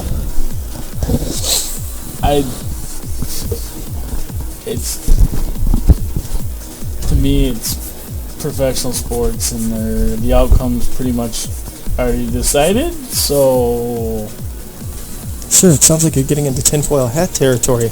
I You know, the only I know thing a I guy gotta you should say talk to. about deflated balls is if that was my wife, I'd have deflated balls too. yes, that.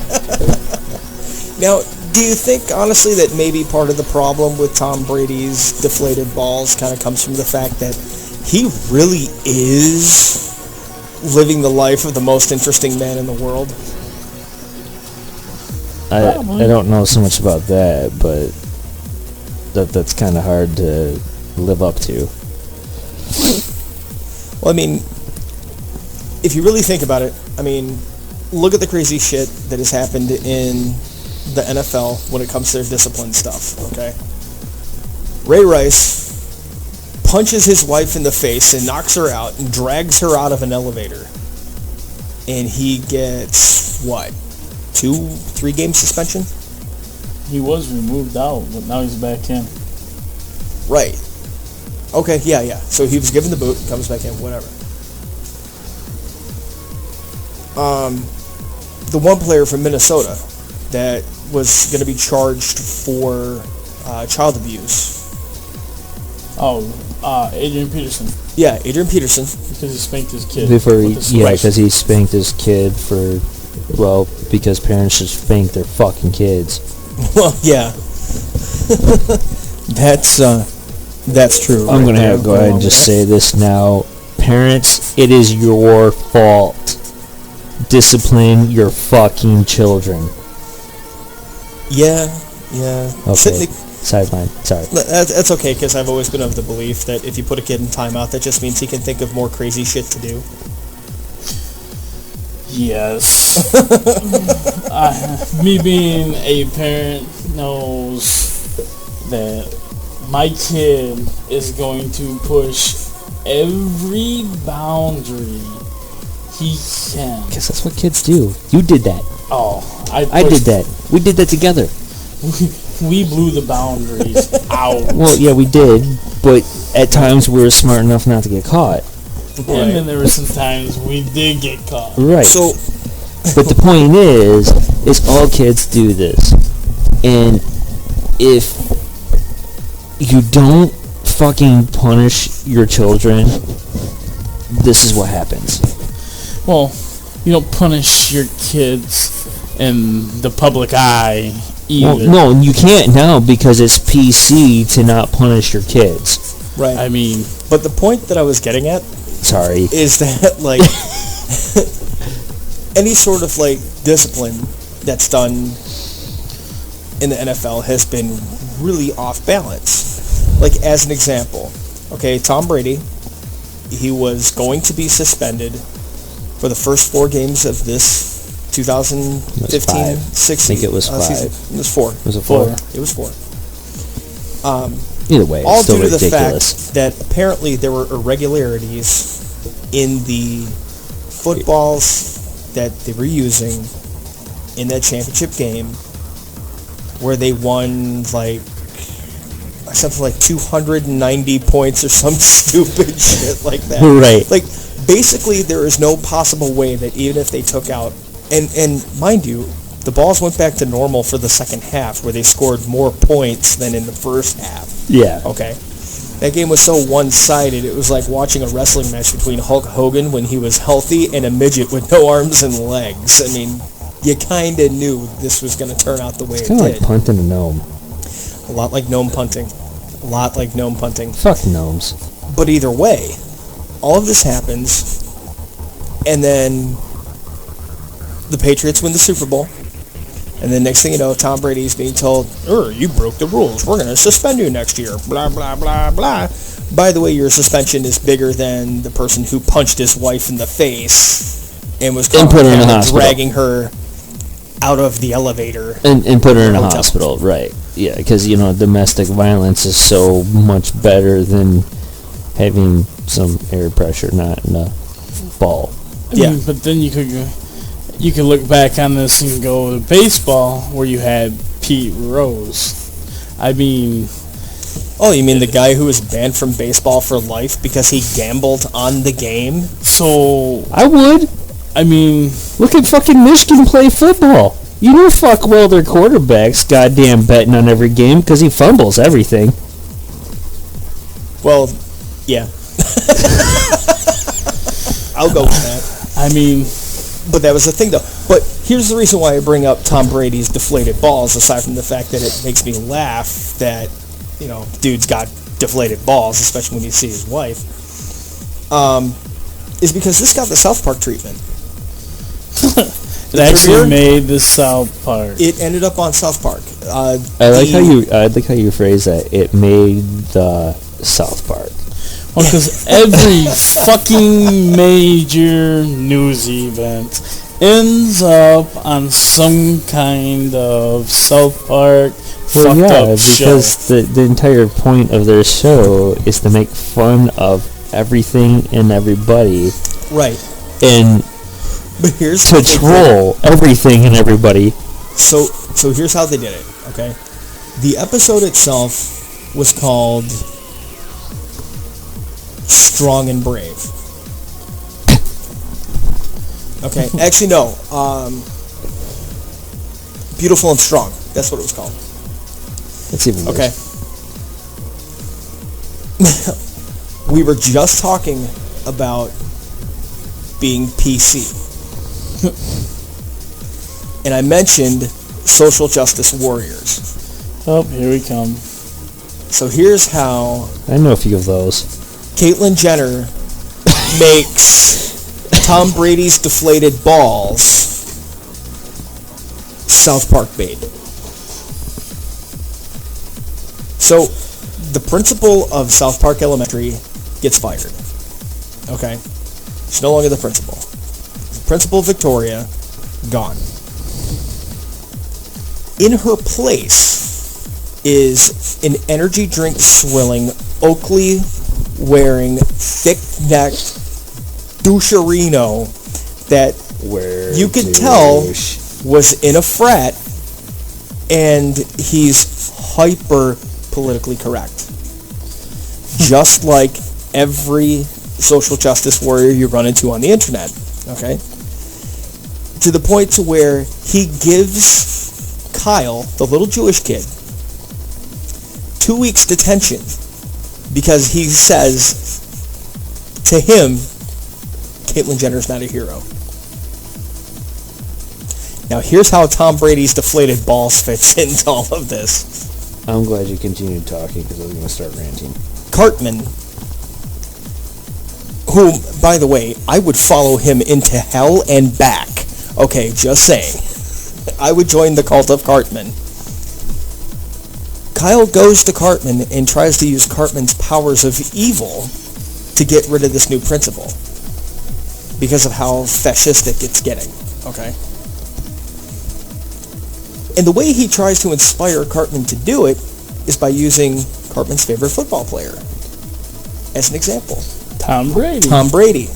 Abso-fucking-lutely. So the way he phrases it is that he basically asks Cartman, he's like, what would your favorite football player do? And he says he would claim absolute ignorance to the scenario and make sure that the blame went on someone else. And he said, and then what else would he do? And he said he would then go home, fuck his hot wife, even though she looks a little bit like a dude if you look straight at her.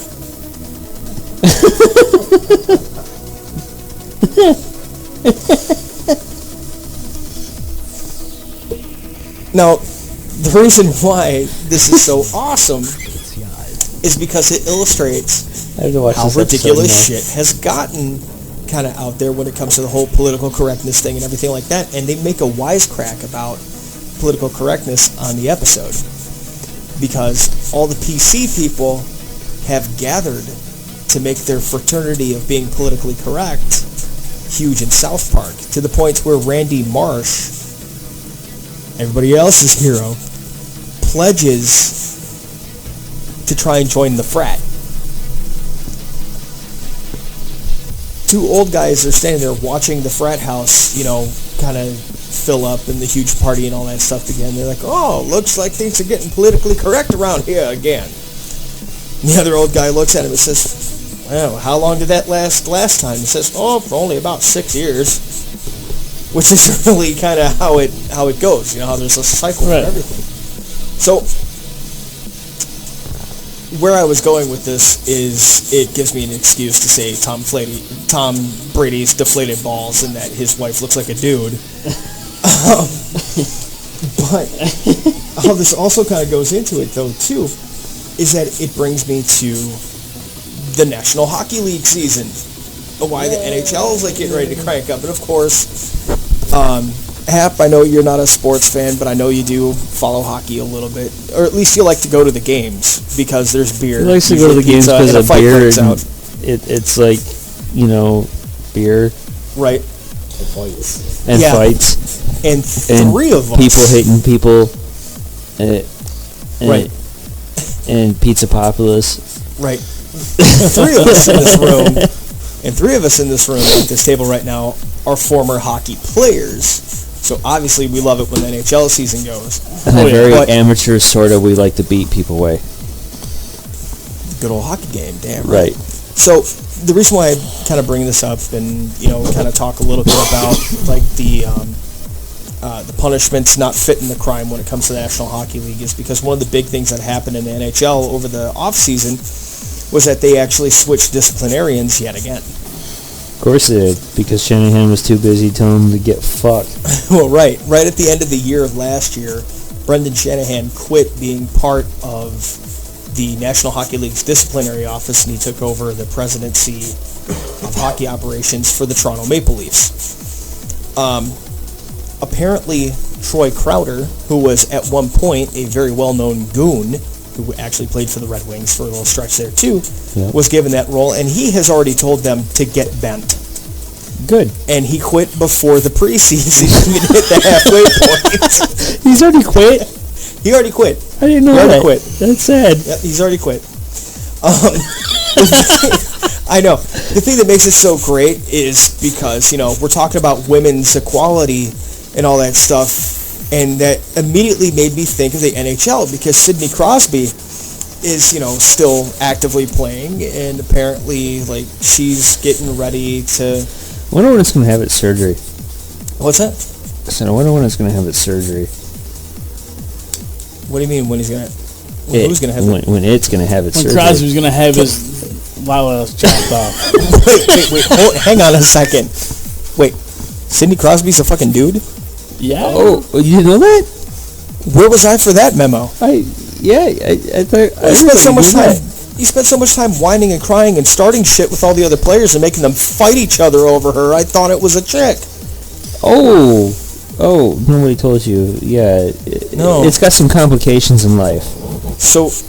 I don't know what's doing in the NHL, but it's got some, you know, complications in life. But wait a minute, then why didn't Sidney Crosby get the Courage Award for actually playing in secret as a man, appearing to be a woman in the National Hockey League? Because that's way braver than Bruce Jenner. I'm just saying. I don't know. That's a good question. I think we should petition for this. I think we should petition for him being a woman playing in a men's hockey league. Should get an award. Honestly, I think we should actually instead start a GoFundMe so that Sidney Crosby can get his nuts chopped. Wow, this is coming from Red Wing fans, all right? He can start a GoFundMe for anything, you know. Yeah. But the Like killing supporting your beanbag chair. But in my opinion, Eating Cheetos. before we go down this epic rant, in my mind, It's gonna happen. The storm clouds are gathering. in my opinion, the only reason why Bruce Jenner come out and went to the transy, did his thing. Went to the transy? Really? Went to the transy? That's Mr. Kardashian to you, sir. All right, Mr. Kardashian. It's all got a deal. Little transy, I still can't help. I didn't say I was politically correct, all right? I'm anything but politically correct. I think Wolfie's dying over there. So he went to the transy. Hey, I'm sorry. No. They don't want to be No called. apologies are allowed. No, you're not apologizing. Because you're not, one, sorry, and two, fuck apologies. All right. Because apologizing means you're admitting you're wrong. In my mind, the only reason why he went the route he went was because of the bottom dollar. Oh, absolutely. Because- I absolutely agree on that. Yep. Yeah, because it was announced he was getting a reality show like right after the whole Vanity Fair thing and all that stuff. Oh, yeah. He probably called up the network, says, I'm getting my tally chop. I'm going to grow some boobs, grow my He said hair he was out. going to do that. Okay, so the biggest thing was, he said he was... I would like to point out that has not happened yet, even though he's got I'm more getting than there. enough I'm funding. getting there. I'm transgender, or whatever the fuck that is. And He went for the transy. he went for the transy. I'm a dude that wants to be a woman that's not interested in dudes or women, and I want to get my how'd you phrase that? Tally. Whacked off. And then reality show comes out, and it still hasn't fully committed to it being a transy. Let's throw this out here before we do this, because it's going to get some bad rep right off the bat because of transy. Yeah, we should. We don't care what you are. Or what the fuck you are. Or who you want to be. Or what it is labeled as. No, we don't care. Get fucked. Do your own thing. We don't give a shit. None of our business. We love everybody the way you are. We also believe if you want to be part of us, you're going to take it. You're going to take it. I know I'm being PC, but this is going out. I'm just saying. We love everybody. We really do. So what you're saying is that if you're going to be part of any sort of community or any sort of do what you're saying. Do what you want to do.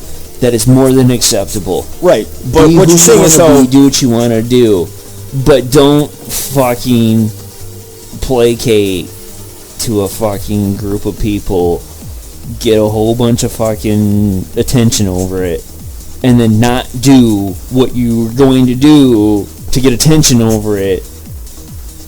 Right. So that brings me right back to the NFL with something that came out with earlier this week. As we know, the Detroit Lions are god-awful. I think the dude that runs the NHL is transy. It would explain a lot. Gary Bettman why he's trying to pussify the sport. Gary Bettman was at one point the person who ran the NBA. Well, that explains a lot. Yeah. So anyway, back to the National Football League. So it comes out earlier this week that it is a high probability that the plays of the Detroit Lions may have been leaked to the rest of the entire National Football League, because apparently after every game they've lost this year, which has been every game they've played this year, that's not unusual though. It has been pretty much stated, we knew what plays you were going to be using as you lined up the line of scrimmage. Hold on.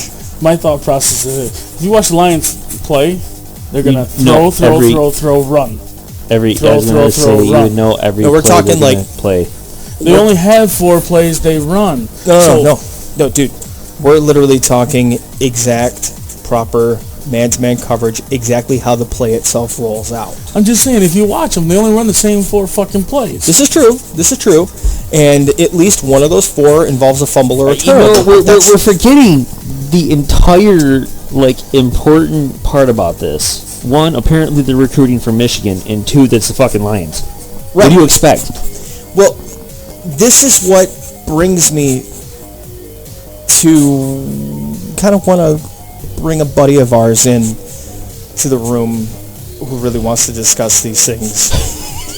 Now, he's gonna be kind of speaking through me because he doesn't want to give away his exact location. So I've got in my hands right here this special communication I got from a gentleman by the name of Ren Oldsrep, and I'm pretty sure that might be a nom de plume. And he tells me that he's at a shadowy meeting out at the docks. And one of the things that he wanted me to kind of get out to you, the great unwashed, huddled masses, the unawoken sheeples, if you will. So you mean humankind? Basically everybody who's actually paying attention, that there's some improprieties going on, and I want to get your guys' opinions on them too, and I'm just going to go through these points very quickly. Professional sports are fixed, and we know this because, we've watched them. The other big thing with it too, though, is that, this isn't the first time, as far as with, pro football, this isn't the first time that we've heard of plays being leaked out. We've heard of, coaches spying on stuff and everything like that. And myself and Wolfie, for a long time, have had this theory that the officials in the National Hockey League are being instructed by the league to make certain calls to make games either A, more dramatic, or B, to prevent certain teams from getting beyond a certain point in the postseason in order to allow other teams to shut them down. Right, to kind of shut them down, because let's face it, teams that succeed are now fully penalized. They really are. Now, Hap, I know you don't really follow sports or anything like that, but I know that you definitely have a mind for when it comes to if you were going to run a global conspiracy, how you would do it. I mean, after all, I know you spend a lot of time reading the SCP website, for crying out loud. So, I will never join the old gods. Never. But they have a nice stairway. I'll eat a bullet first. So, the question that I got for you, and I kind of want to set the stage, and I want you to tell me if this sounds plausible. Okay? In a sport like football, you've got your offensive and your defensive coordinators. You also have your officials. In the National Hockey League, you have your 3 officials that are on ice. Now, my question that I pose to you is this. Do you feel,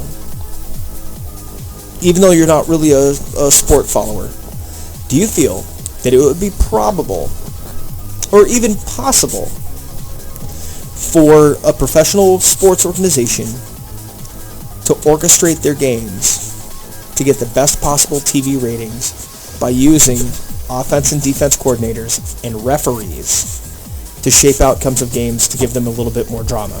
The floor is yours. What do you think? Yes. For one reason and one reason only. Money. Money. Now, I'm glad that you brought up the money thing before I had to, because I'm going to tell you guys all something that's going to piss you right the fuck off. And when I told Wolf this the other day, he almost pissed himself and threw his beer. That says a lot. That says a lot.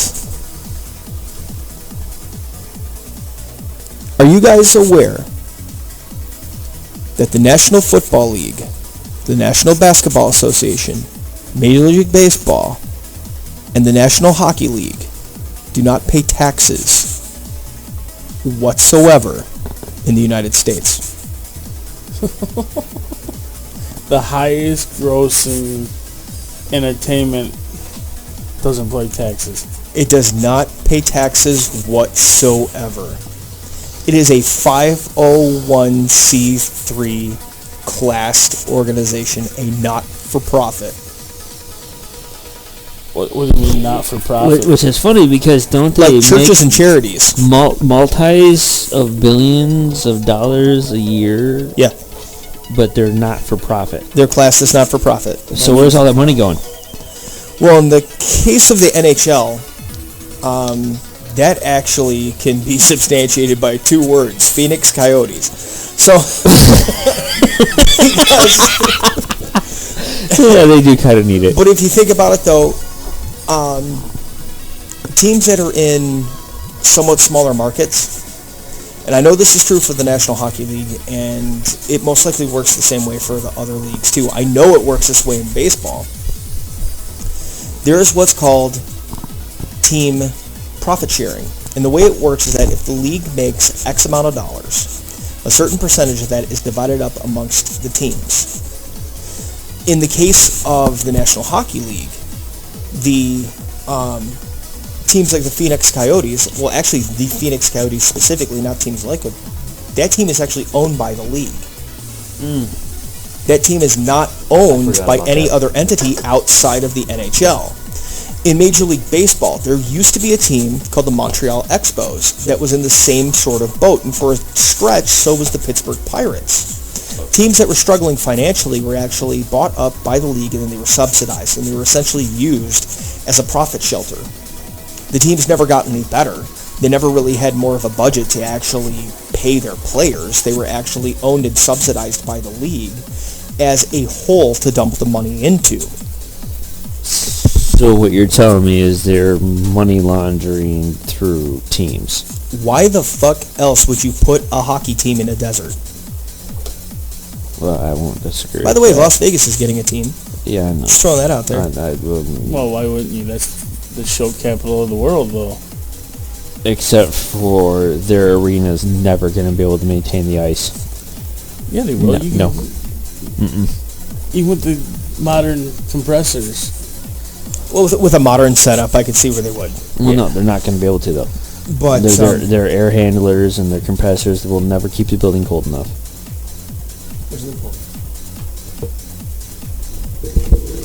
I actually looked this up because I doubted it. So it turns out just the administration of the professional teams is tax exempt. The teams themselves pay taxes. the league does not. The league does not, but the But NFL league, to be fair, in April of this year started paying taxes for the NFL. Okay, well that's a plus. 700. I was going to say though, 7 because years actually. you might say that the league, the teams themselves have to pay what the league doesn't. Like for instance, with an NFL, anything that has the NFL logo on it, they get part of. Right, but see, here's the other thing that I also feel compelled to mention.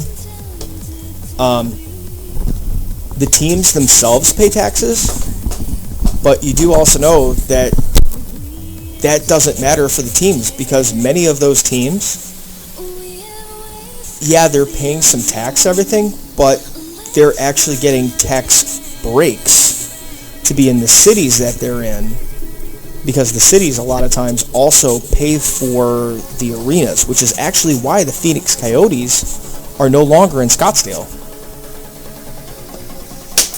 They're not. No. The city terminated their lease at the end of the season last year. Actually, And that's actually what is leading the possibility. Actually, I think the I actually Coyotes originally told next you year. about that. Yeah. It's a possibility that next year the Coyotes could be the team moving to Las Vegas, and there could be another expansion team hitting somewhere else on the West Coast. But the thing with it, it's like, yeah, they don't. The leagues don't pay taxes. The teams individually do, but the leagues don't. We know that the NHL officials do make strange calls, especially during the playoffs. I can't tell you how many times watching playoff games and get frustrated by it. I don't know and like I that. posed to Hap, and the way Happy put it, by the way, perfect. I have to say, is it possible for them to manipulate it? Yes, because of money. Wolfie, What? what's your thought process on it? Do you think really it's just because of the almighty dollar that they're trying to raise the drama of the game in order to get more people to watch on TV? To be honest, I think every sport's like that. I really do. In my entire thought process of coming to that is actually, unfortunately, watching the NHL for the last 10 years. I can see that. I can see that. It's completely predictable, everything that's going to happen. All the way to the penalties. And the teams that are playing, whatever team, it's all predictable as hell. And the NFL's the same way. I don't know so much about baseball. I don't watch baseball. I think it's a horrible sport and a pussy sport. Yeah, I could go ahead and agree And I on sure the that. hell don't watch basketball, so... I can't stand basketball. I mean, honestly, to me, there's really only one sport, and that's hockey. Yeah. But and even I then, just I know that pro I hockey's really fixed. feel that's what it is, and I feel that whether it was before or not, and whether it is or not, there's a lot of strong cases that you could point out to prove that they're doing it. And if they are doing it, cover your tracks better because you're fucking up. Right. And if you're not doing it, fire all your fucking referees because they suck. I totally agree. All right, so that's it for sports. And I'm so glad that we're at this nice, chill, mental place because I'm about to ruin it.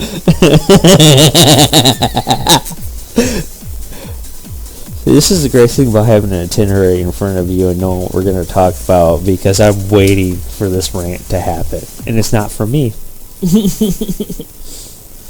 And it's a happy little segment I like to call Shut Up and Take My Money. With quotations around happy. So, Hap is already shaking his head at this. This is amazing. So, a handy-dandy, happy little Blu-ray just came out at the very beginning of last month. And originally we were supposed to be doing this podcast about 2 weeks ago, but things didn't quite line up for us to do it. So, yeah, we're a little bit sluggish on being topical, but I got 4 little awesome words. Mad Max Fury Road. Best movie ever. I have to agree with Hap's head shake on this one. Not so much. What was missing from it? The Thunderdome. Hey, You mean Tina Turner? You know what was missing from it? Mad Max. That was not Mad Max. hold up. Uh-oh. Flag on the play. I do want to point out Hey, that look, he said flag. in Fury Road, hey, it wasn't a rainbow flag. In Fury Road, Max actually Wait, you sure has it wasn't almost because no there was a lines, deflated ball? but he actually is in Fury Road more than he was in the original Mad Max. The original Mad Max movie did not really feature Max all that much. In fact, he has less screen time in the movie that launched the franchise than he does in Fury Road. If you take it... Oh, hey, look, a movie that's focusing on the main character. Darn. And it didn't actually really focus on the main character. No, it didn't. Enough of that. That was yeah, that was the amazing part about the first Mad Max. If you take It the... focused on Charlize Theron's braless titties, essentially, technically. That would be why it's the best movie of the year. No, actually, the rolling semi-drum bungee bouncing... The doof wagon. Yeah, that. Whatever the hell that Yeah. is. It's like the best part of the movie in all reality. The thing I want to actually point out about that is that was a real vehicle. It was nothing CGI about Nope, it. it was real. That's where all the budget went for that No, movie. They actually- just shot it out actually, in the the worst desert, part and all about the that money is- went to the vehicles. Is watch like a documentary making thing or something like that. People were actually doing those stunts where they're on the bungee poles, bouncing between vehicles and shit. That was all practical People effects. were actually fucking doing that. That takes some fucking cojones, man. But the fact that they did that and it looked as good as it did, to me, proves that CGI only goes so far. I'll And agree with that you really can still do a lot with physical effects, which is one of the reasons why I'm so hyped for the new Star Wars. But Oh, I can't wait for that. so yeah, the Blu-ray comes out. It's a 2-discer because you always get the DVD copy with it now as well. Whenever they do the deluxe thing. That's why I just buy DVDs. Cause But whatever. yeah, so I give this the shut up and take my money treatment mainly because I really wanted to troll Hap for the first episode of this show, and I think we succeeded pretty good because he's he's just shaking his head. I think he's commentless on this, actually. Well, to be honest, I think he's actually getting to the point he doesn't even know what to say to now, respond to what this. did we call this movie when it first came out? Speed, starring Guar, directed by Michael Bay. I agree with that. And I wholeheartedly agree with that. I think it was a great Best movie ever. But if you take the movie for what it is, just the action scenes, amazing. You mean the whole fucking movie? The whole fucking movie was just one never-ending action. No, had- your backer is playing devils now, dude. No, but No, he's right. I'm agreeing with him. But here's the thing: is it had no story. It's Mad Max. I disagree. It's fucking Mad Max. There's no story. No, I disagree. I feel that it actually told the story quite well. It just did it without a whole lot of Of dialogue. how shit blows up, What are you talking and about? that just happened. Wolf may or may not have soiled himself. And now he declares safety after actually having done just so. And he's saying, wafting it around the room. That's awesome.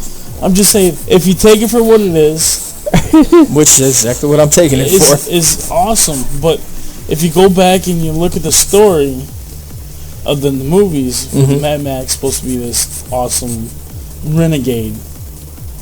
What was not related in that movie? What of that was not related in this movie?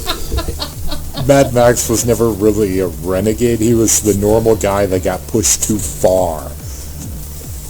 But Yeah, that's true. And if you look at how things kind of he got pushed too far again. Well, here's the whole point, though, because if you look at how things unfold in Fury Road, it actually still stays with that whole concept. That's what I'm saying. Because really the whole crux of that movie, because all 4 of us have seen it, and I pretty much guarantee you anybody that listens to or downloads this has seen it at this point. It's really one long PTSD trip for him. Yeah. I mean, if you really look at it. But here's the catch, though. What would you do if I told you that your pinko kami mother... Wait, no, I'm sorry. Wrong rant. What would you say if I were to actually tell you that there's a lot of people that say that Mad Max Fury Road was actually one of the most empowering movies for women that has been made probably in the last 10 years? To be honest, with the storyline was in that movie, I could see that. I could absolutely see that. No, and I've been saying the movie should have just been called Furiosa Road because it was really more about her character development than it was about Max's character development. Well, I think that's why that it kind of got the subtitle of Fury Road, and there has actually been some serious discussion about the Furiosa character actually getting her own spin-off. She should. It would make sense because they are doing more. If you look into it though, if you really look at it, the Mad Max character as a whole, kinda is dead and over. I disagree. Well, no, here, hang on a second. I disagree. Hang Warner on a Brothers second. is too because they're doing 2 more No, movies. hang on a based on second. Max. Let me finish this. But yeah, please. Okay. because, like you pointed out, it's just a long PSTD trip for them, or whatever that fucking PTSD. that whatever. PSD And it was actually a lot more of development of her character and everything like that. Yeah. You know, the first 3 Mad Max movies, or whatever it was, actually pretty much play out the storyline for that character. Yeah, they do. And They very much do. He just kind of ended up being in especially Road Warrior. the right place in the wrong time, in all reality. Yeah. And now they're opening the franchise up. And yeah, it makes sense. So, with that being said, and it makes me want to really move on to another little section here. We're going to actually skip a segment. Actually, not even so much skip it. We're actually just going to kind of shuffle it around a little bit because we're actually talking about movies, which brings me to my favorite segment about movies that we could ever do. Whenever we get ready to watch a nerd movie, whenever we get ready to go see the film, you know you have to do the special prayer. You have to do the prayer. Right as the lights go down and the trailers are over, even though there's 139 trailers playing in front of every fucking movie, it seems. You have to say the prayer. And it's, please don't suck. Please don't suck. Please don't suck. 3 really huge nerd-tastic movies are coming out this year, or with what's left of this year. And we've got 1 this month and then 2 in December. The big one for this month, I'm pretty sure Haplocks here is jazzed about. Oh, he's already grinning. I know Wolfie's already thinking about it too. And he hates horror movies, but he wants to see this. And that's the newest film being released by Guillermo del Toro called Crimson Peak. Hap, you had the biggest kid waiting for Christmas look on your face for this one. So tell us what you know about it and why you're hyped. I basically just know it's from the trailer. It's a horror movie in a haunted house. The reason I'm so freaking happy and hope that this is successful is if this hits it big, we will get At the Mountains of Madness finally. And I'm not going to lie, that's the reason why I'm all hyped for it too, because for those of you that don't know, and I would expect there's probably only a handful, our good pal Mr. Del Toro actually has the film rights to do the entire Call of Cthulhu cycle as films. And he wants to actually start it properly with At the Mountains of Madness, which opens up the whole Cthulhu mythos and everything like that to film. Basically, Crimson Peak, if this movie does well, money-wise, that will finance At the Mountains of Madness. He got the rights to do At the Mountains of Madness back when he got the job to do Hellboy. So that'll give you an idea as to how long it's been. He's been sitting on this and trying to get it out there. 2006. Really since 2006. So the hope and the push to get, At the Mountains of Madness out there is gigundous. And of course, Crimson Peak, if it does well, it'll do it. Now, the big reason, aside from that, why I want Crimson Peak to do well is because I think Charlie Hunnam needs to do more work. And if he gets more work, it's probably because Del Toro's getting more work. And if Del Toro gets more work and Charlie Hunnam gets more work, then that means Ron Perlman gets more work. And Ron Perlman's been pushing really, really hard recently for Hellboy 3. Hellboy 3. Really and hard. if you want to go back to the madness part and everything like that, look what he did with Hellboy. Jesus Christ, that would be like some sort of Cthulhu thing I'd kind of sign up for. Other than that, Cthulhu can get fucked. Yeah. So fuck the old gods. So moving on. The next one I want to talk about, I think Kitty might have a little bit more to say over. And that's the 24th James Bond movie, Spectre. I'm not a James Bond fan. I'm gonna be honest with you.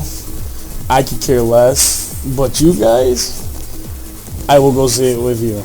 To me, it's the same thing. He's gonna fuck some girls, kill some shit. So got a fucking airboat. And it's pretty much gonna be the whole movie. Now, my question is this, sir. Do you think there will be a boat chase? Oh, always. Why wouldn't there be a boat chase? I think Wasn't there a every boat chase in the last fucking one? movie. Now, the reason why I bring this up, obviously, is because of No all the boat hype chase in and the last everything. one. What's that? No boat chase in the last one. Yeah, do you know why that is, right? Because it's frozen? No, that was actually the first... The reason why there was no boat chase in the most recent Bond film is because that was the first Bond film based on any work that Ian Fleming had done that did not actually have a boat chase in the source material.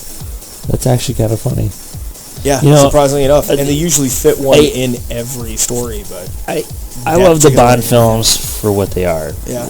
You know, in all reality, it is the fantasy of every dude to be important, to be a player, and to be the big man on campus. That's what it all comes down to. That's kind of the point of the Bond films. And they're campy, Yeah. you know, Well, yeah. and Up until the recent ones. and the recent Bond ones films are the Bond great, too. films, everything like that. Yeah. But the last couple with what's his name in them have been fantastic. Daniel Craig. Thank you. I horrible with names. Daniel Craig as Bond is fucking amazing. It actually makes the movies fucking awesome. And if anything, Bryce Dallas Howard was a fucking Bond girl. So there we go. Right. Titties. That's fair enough. Yeah, I can go along with that. That's all I got to say Now- about that. So of course, you know, with Because that name I don't forget. Yeah. Because with this new Bond movie that's coming out, you know, Spectre and everything like that, there are rumors already swirling that the studio is looking for the next person to play Bond after Daniel Craig. To be honest, I will never see a Bond movie after this, because if they make Daniel Craig not be Bond, there's no more point to Bond for me. Well, rumor Because- has it he's wanting to actually step down from the role the same way Pierce Brosnan did. Well, Pierce Brosnan was a shitty Bond. I think I that's will the last agree. Bond I've seen. We'll have to sit down and watch the Daniel Craig You Bond really movies. need to watch They're the Daniel good. Craig ones. They are really good. They are And amazingly good. but like with the level that they just stepped them up to, there is no point to anybody else playing Bond now, in my opinion. I would go mean, along with that. It, I would actually go along with that. don't get me wrong, they do choose another Bond, everything like that. Shit happens. I'll see how it goes. But if it can't keep up to par with or surpass, there's no point after that. I would go along with that. I would easily go along with that. Now, of course, with the rumors and everything like that circulating as to the possibility of replacing Daniel Craig as Bond after this movie, names get thrown out there. A lot of stuff gets brought up as to who could possibly play Bond. There have been two persistent rumors, one of them being turning Bond female, and that's kind of taken some traction recently. To me, it doesn't make sense. To me, it does not make sense for the James Bond franchise And to what I turn said Bond into a before, woman. it destroys the point of the Bond films. I agree. Technically.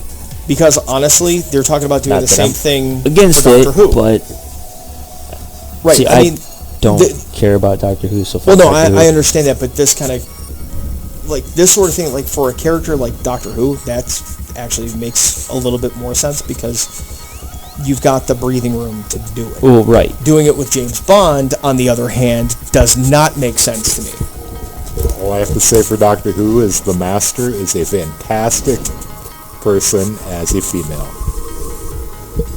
Right. Now, But again, This- breathing room. right, but you got the breathing room. Now, with that being in mind, say they decide that they're not going to go that way and make Bond a woman. Okay. The other persistent rumor is that somebody at the studio is trying to get Idris Elba to be the next James Bond. Who? Idris Elba. You've seen the Thor movies, right? Mhm. The guy who controls the Rainbow Bridge.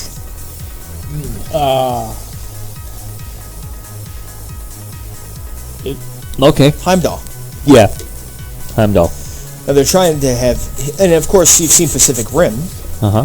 He's in that too. Mm-hmm.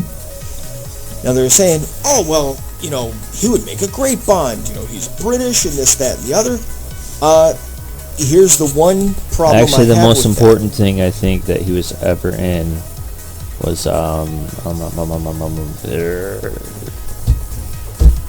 He's having a moment. the movie Yeah, I'm sure. English Gangsters. No. Coyotes vs. Zombies? No, that was a great That fucking was a movie. fantastic though. film. Fantastic fucking movie. Gerard Butler was in it, I think. I can't think of the name of it off the top of my head. Was it Rock and Rolla? Thankfully, Rock and we've Rolla? got IMDb. Was it Rock and Rolla? I don't remember him being in Rock and Rolla, but he may have been. I mean, we can always look it up. I think it was Rock and Rolla. I mean, I just type in Idris Elba's first name and it just pops right up to his filmography. No, what was he in? I think he was Well, in he Rock was and in Rolla. both Thor movies. He was in Pacific Rim. Let's see here. He was in Prometheus. And we knew that. He's in the new Star Trek. Making another Star Trek? He's in Star Trek Beyond. Oh, fuck Star Trek. He's the voice of Shere Khan in the new Jungle Book. Which that's actually pretty awesome. I don't even want to go there. What, the Jungle Book? Was it Khan? What's that? Anyways, continue. Oh, God, he was in Ghost Rider, Spirit of Vengeance? That poor bastard.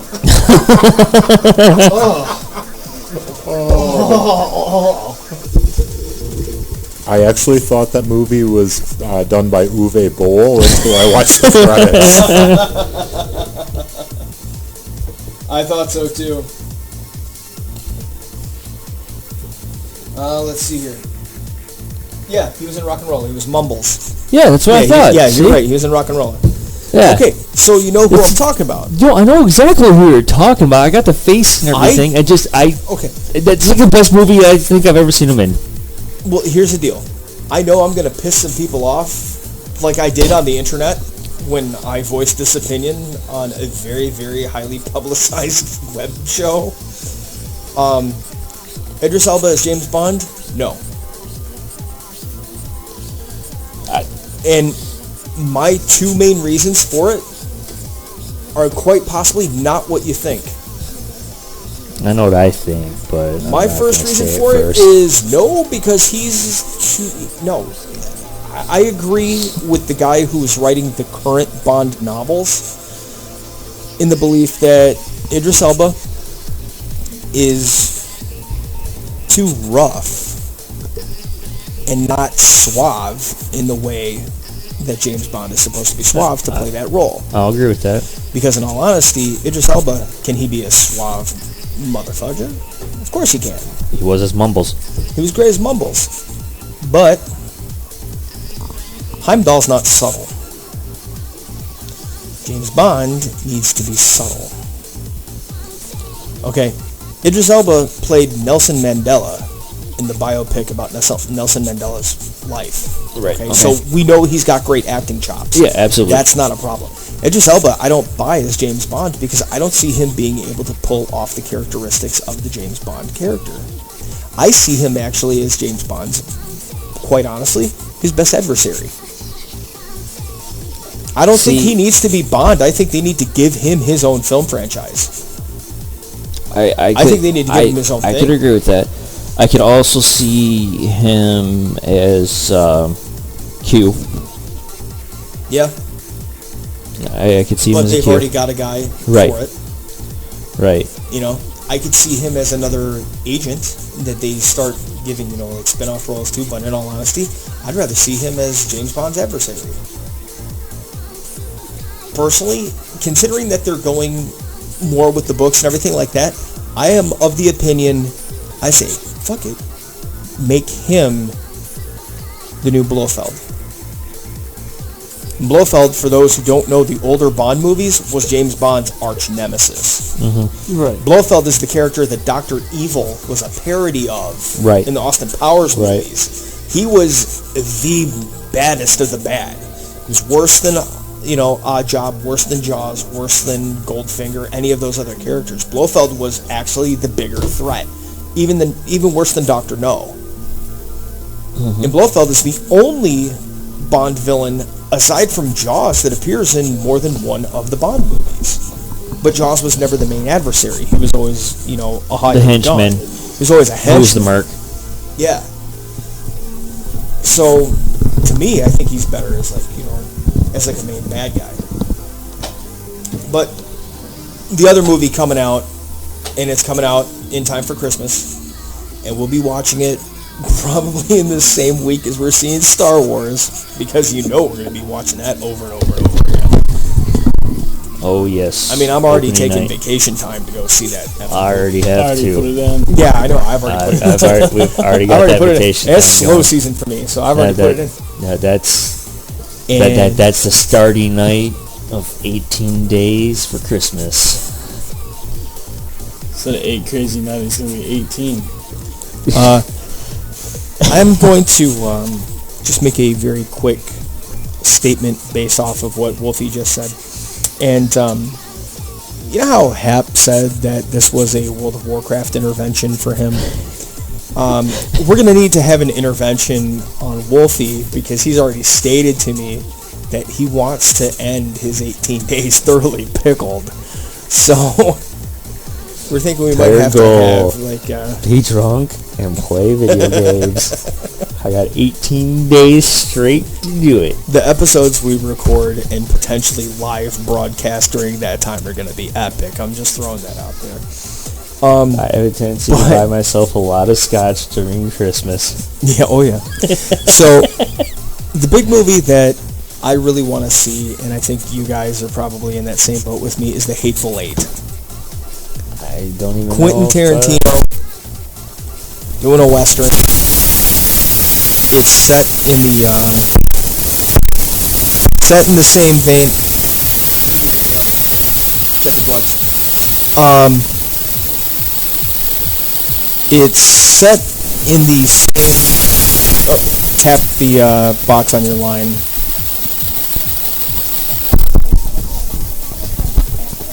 No. On the actual line to your headset, tap that real quick. I don't know. That's not going to help. I do apologize to the listeners for the increase in static that you might be getting. It's not through the wires, I think. But anyhow, There it goes. here we go. Yeah, it was in the wiring somewhere, so we're good. Sorry about that. This is why we try not to bump the wires all over the place. But I didn't it was accidental. It was accidental. I didn't touch it. No, your tablet did. I didn't touch it. No, your tablet touched It it. didn't touch it. Didn't touch it. Did not. So The Hateful Eight, it's Quentin Tarantino's newest movie. It's his 8th film that he's done. It's a Western starring Kurt Russell, but it also features Samuel L. Jackson.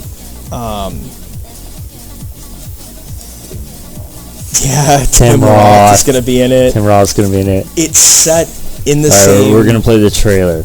We're playing the trailer for Kitty here, so he sees it. I've been wrapped up in the last He 2 months of hasn't. RCs, so I've been oblivious to any new movies coming out.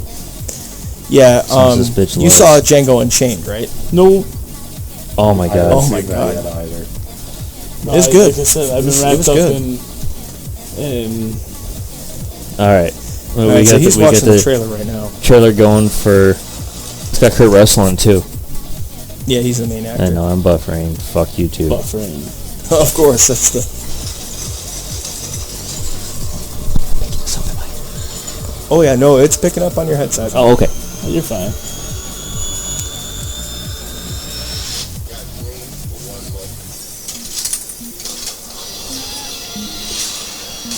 So, yeah. It's a Western. I'll probably go see it anyways. Oh, it's a Western. It is definitely a Western.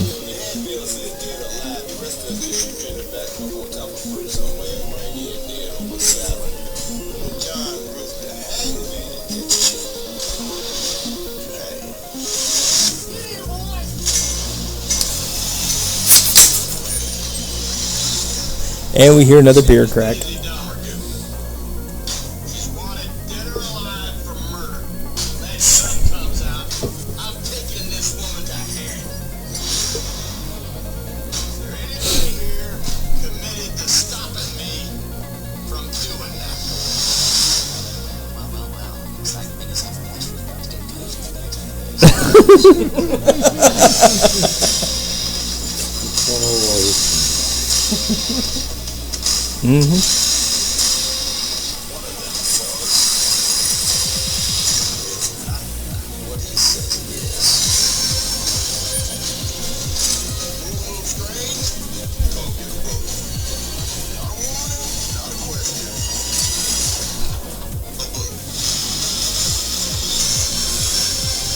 It's got Samuel L. Jackson. It's got Sam Yeah. Jackson, Kurt Yeah. Russell, the guy you said. Yep, Tim Roth, Yeah. Walton Coggins. Yeah, I forgot Walter Collins. Oh, I'm jazzed because I love Walton Coggins. Oh, yes. I mean, that dude is awesome. Yes, I will probably definitely go see it. okay. Well, before we go see this, you have to see Django Unchained, Okay. Which that is a fantastic movie as well. which I mean, I seen completely hammered on Christmas Day. yes, you did.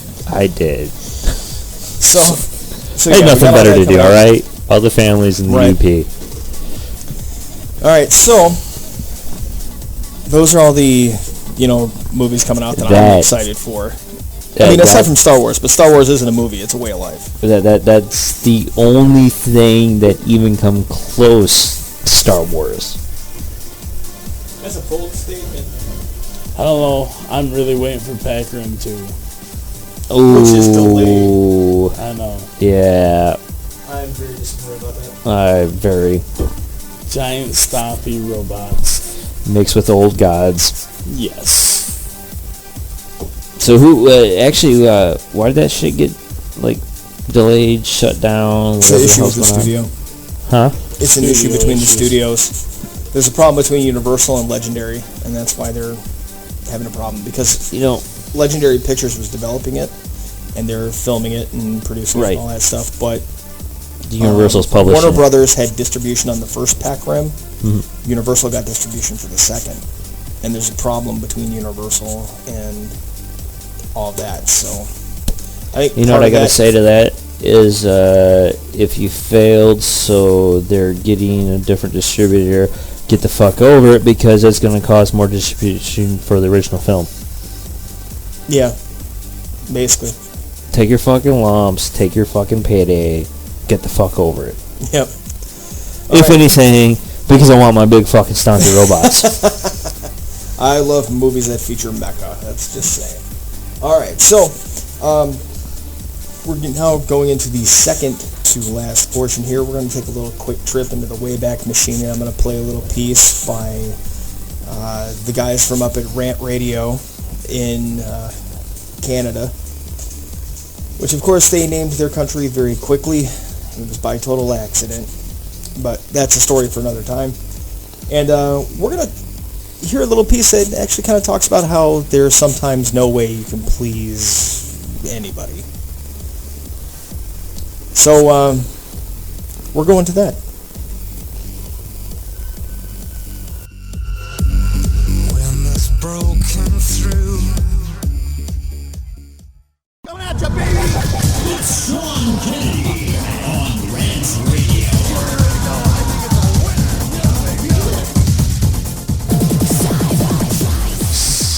go to see Lord of the Rings. And I'm jumping around on ICU and I email, and people are actually asking me, they're going, hey, have you seen Lord of the Rings? Yeah. Did you like it? Okay, I thought the question of did you like Lord of the Rings is kind of redundant, okay? It's like the third most expensive film ever made. The first most expensive film ever made was the third movie, okay? So people have like dedicated their lives. There's special effects guys who like got coffee addictions are still trying to get help for making this fucking film. Everybody was going insane. The director practically did the Mel Gibson thing and had a mental breakdown at the end of it. He got the One Ring. All the actors got tattoos, okay? There's never been a film where people have gotten this hardcore. So I'm like asking whether or not I like it. I used to think it was just the dumbest thing in the world, but wait, no, stop. I had a guy walk in the shop and say, Sean, hi, have you seen Lord of the Rings? Why, yes, what a surprise. I've seen Lord of the Rings. And he said, oh, did you like it? And I said, yeah, I did. That's another great question. He goes, I didn't. What? What did you just say? Oh, I didn't like Lord of the Rings. I didn't like Lord of the Rings. I did not. Why? Why could you possibly? Well, I thought the story was a little bit too Hollywood. You know, it was all this action, and we never saw any character development. You know, that's the whole thing. I'm like, motherfucker, it is a big book, okay? He's trying to put this big book in a film. Yeah, Tom Bombadil or whatever the fuck his name wasn't in there. Regardless of that, the guy was not in the film. So he's not in the film, okay? He's not there, but he's like, I want to see more character development. Now, this came to me in a great revelation that no matter what you do, no matter what I did, there's nothing I could do ever as cool as Lord of the Rings, okay? There's nothing I could ever do that would ever even come close to being as cool as Lord of the Rings, and there are people who didn't like that. In that case, I feel great. That means there's assholes everywhere. No matter what you do, there's always some cocksucker gonna be standing there going, oh, well, I don't agree with what you did there. I don't think what you did there was right. I don't agree with how you're doing this. I think they should have done more of this and more of that. And even if you did it that way, there'd be some other asshole to come along going, So, the moral of this long and involved story is that if you're going to do something and you're going to do the best you can, be proud of it. And fuck everyone who says that they should have done a better job. Or blah, blah, blah, blah, blah. Because you know what? There's people who just like stirring shit up and they haven't done a fucking thing because it's easier to throw rocks than build something. My name is Sean Kennedy. I am the fucking man.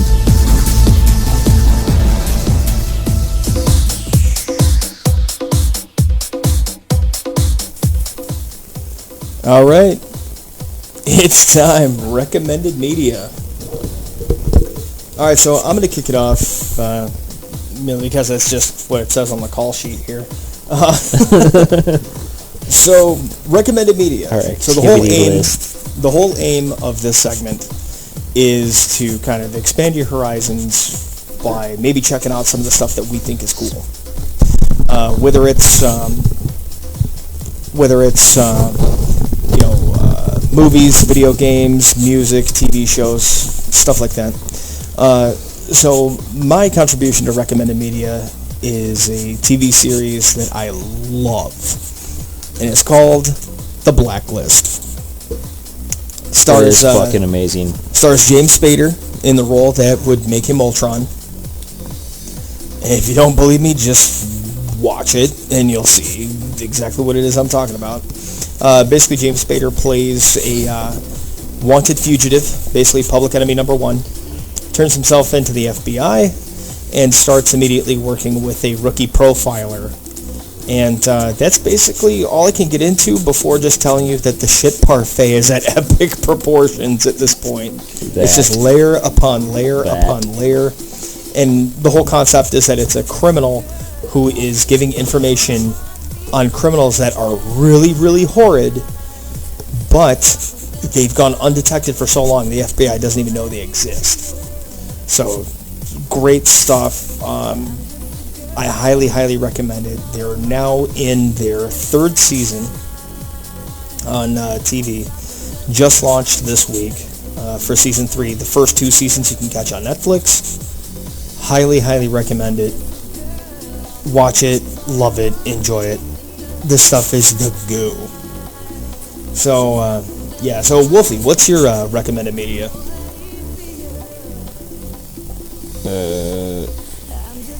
I just now found about this part of the segment. I'm going to pass to Happy's for now. Alright, so Hap, what's your thought process here? I'm actually going to recommend Heroes Reborn. It's nice to see this rebooted. We really only see a couple characters returning, and there's some large loopholes in the storyline, but hopefully those get closed up. I will say that Leroy Jenkins does get invoked in the first episode of the new season. That might be enough to watch it, at least for the first episode. Yes, there is actually a person whose superpower is she's bounces back and forth in between a video game and real world. So it's definitely different. That's unique. That sounds pretty awesome, actually. And it would suck to have that superpower. I'm just throwing that out there. Kitty. I recommend actually a video game. All right. I recommend you go to Steam, you download a game called Spin Tires. What this game is, it's all about Russian logging.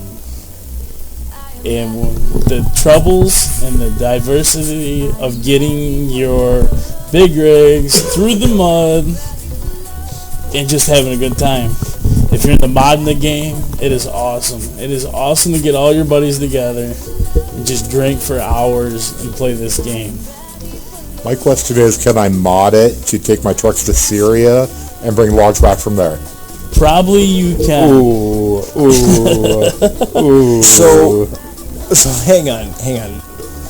Just to make sure I got this right, because when I first heard the name Spin Tires, I thought it was like some sort of drag racing game, but you mean to tell me this is a simulator for big rig driving In Russia.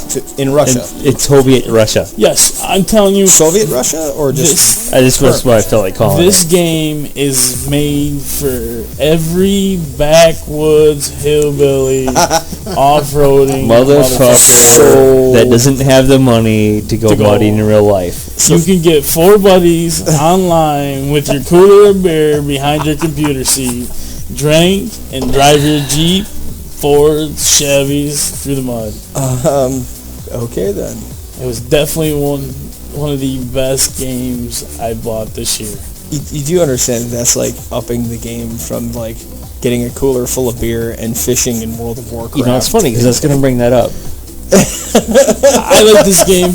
I was gonna bring that up. You know, because the weather's changing fast here in Metro Detroit. You know, yeah. we bounce from mild 60s to 90s to now we're lucky if we hit mid 50s all of a sudden.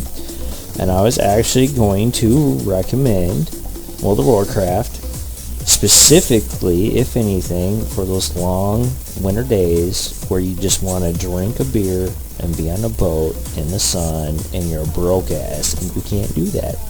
So what you do is you grab some brewskis, you sit it on your desk, and you go to Terra Mill to the pond and you fish and you grief every Alliance fucking cock-sucking motherfucker that decides it wants to come into Terra Mill. Oh, if you want to fish, Steam now has a free-to-play fishing simulator. You're distracting from my point. Because my real point was grieve the Alliance, but... Yeah, well... To be fair, there is a watching the grass grow simulator on Steam now. So is there seriously? Yes. What the fuck? They will make a simulator for anything. That's amazing. I want to get the simulator that checks people's privilege. That's the simulator I want. We'll call it the White Guy Shamer 5000 just because. On a serious note, though, my recommended media right now, I guess depending on the type of shows you like to watch, everything like that, there's a show I recently found, which is sad because it's in its 6th season, I think, a show called Blue Bloods. It's a really neat cop show. It's not over dramatic. You know, I like the Law and Orders and stuff, but they get pretty dramatic sometimes. Oh, yeah. And they get a little campy sometimes. So do some other cop shows. But specifically stating it actually has, it tries to uphold some really good morals in it, and it actually is a decent whodunit without the drama, and just, overall, it's a good story. And I I myself am only 1.5 seasons in, so halfway through the second season. Yeah, those are 24 episode seasons though. 22. 22. It also appears to star Tom Selleck's mustache. So Yes, Tom glad to see the Selleck's return mustache is in the show, and actually, to be honest, like it's a really good character that he plays. And it doesn't star that new kid on the block. The hell's his name? Donnie Wahlberg. Donnie Wahlberg. Yes. Yes. You know, Donnie interesting- Wahlberg is in it, and it's actually a really good show. Well, that- I just randomly yeah. clicked on something on my nice websites I watch TV shows on, and I decided I that I'd watched it see through what it Netflix, was so. because it was a cops show, and I like the whodunits, you know. Yeah. And it's really damn good. Yeah. So. By the way, I and- just now realized what song we're playing in the background. Yeah, I know. And it's funny because we're talking about Tom Selleck, and then we hear a remix of "Sexy Back" playing Yeah, in the right. background all the time. It's like, but hey, it's Tom Selleck. It's really funny too because this series actually, the Blue Blood series that he's doing, he's now actually officially played the character he plays on that show longer than he played Magnum P.I., which is what he's probably most famous for. Right. Which is kind of cool, something like that. But one other little thing I also kind of want to throw in there is the as a recommended media. I freely admit I'm double dipping, but it's a segment that I invented, so or at least You for this invented show. all these segments. What the fuck are you talking about? I did kind of put them all on paper. But yeah, that's why it's sitting in front of me. Fear the Walking Dead, I do have to say, is there's a word for it, scientific description, fucking amazing. The reason why I say that is because we all saw, at least I'm pretty sure we all saw World War Z. Am I correct in that? Okay, so who all Book's here better. read the book? Book is better. Okay, the so book. we know how the book for World War Z goes. To give you an idea, Fear the Walking Dead is World War Z if done by the book as a TV series. It's very Walking Dead because, the walkers are all pretty much the same concept and all that stuff. But the best part about it is that you're seeing the outbreak as it begins. You're seeing the world collapse that particular way. And the best part about it is that because Fear the Walking Dead has now come out, it's actually been deciphered as to when Walking Dead takes place. Somebody watched the first 3 episodes of Fear, broke it down, and figured out what year Walking Dead takes place in. Really? I'm actually Yes. kind of curious now. Walking Dead takes place in 2015. At this point in the seasons, in their timeline, 2015. Zombie apocalypse, according to that timeline, happens in 2012. And here's how they broke it Motherfuckers, down. nobody told me about this shit. Well, here's What how they figured happened? it out. Fucking Zompocalypse happened. I didn't even know about it. I didn't get my cowboy hat. I didn't get my beer. I didn't get my 35. What the fuck? Apparently you were fishing in Terry Mill, I believe. Actually, Yeah, in 2012, I probably was. And here's the best part about it. The way that they set the premise for the show, it actually gives us, people who live on the internet, a glimmer of hope that one day the shit that we say on the web is going to be figured out to be true.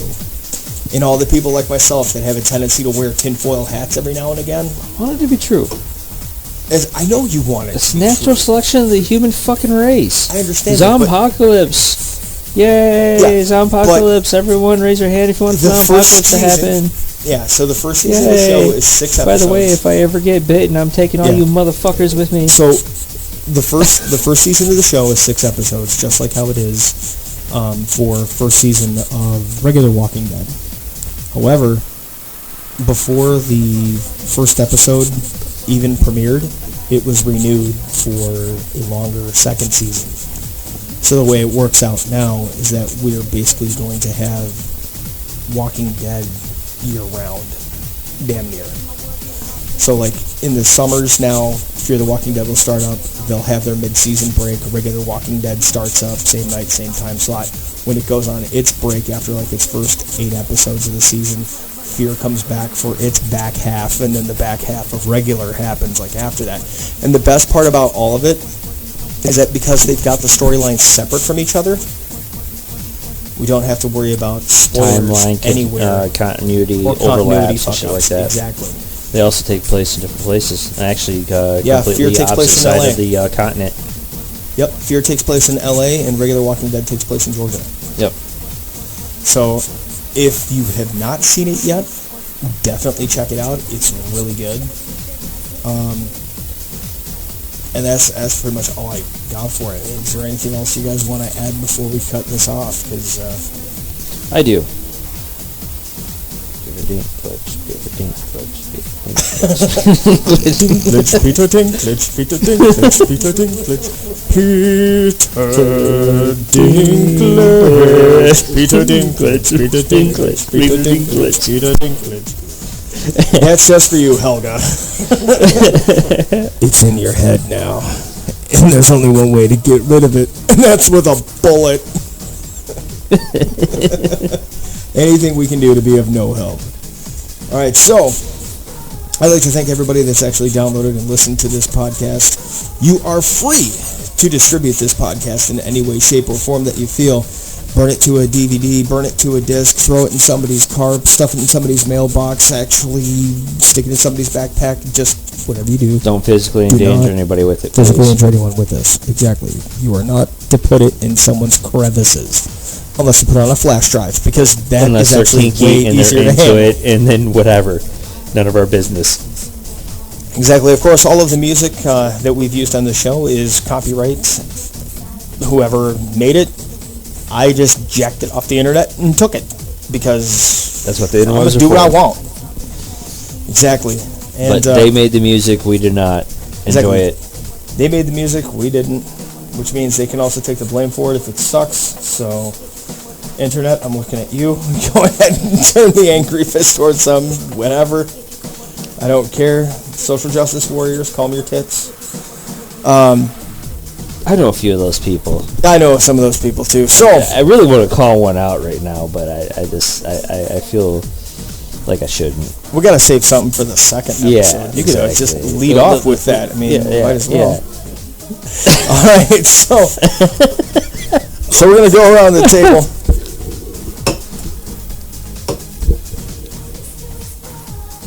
I'd like to thank Beer, and I would like to apologize to Jiggy for stepping on his toe as a member of the large-footed family who has had his feet stepped on a lot. Sorry about that. I'd like to thank everybody here tonight. It's been a great night. This is Wolfong. Drink beer, balance my fucking servers, and fish in Terran Mill. Peace, yo. All right, and of course for Haplock's Kitty Smasher, Wolfong, I'm around the thing, and yeah, you just sat through all of this, and if you really did sit through all of it, the safe word It's banana. is banana. Love you, dear.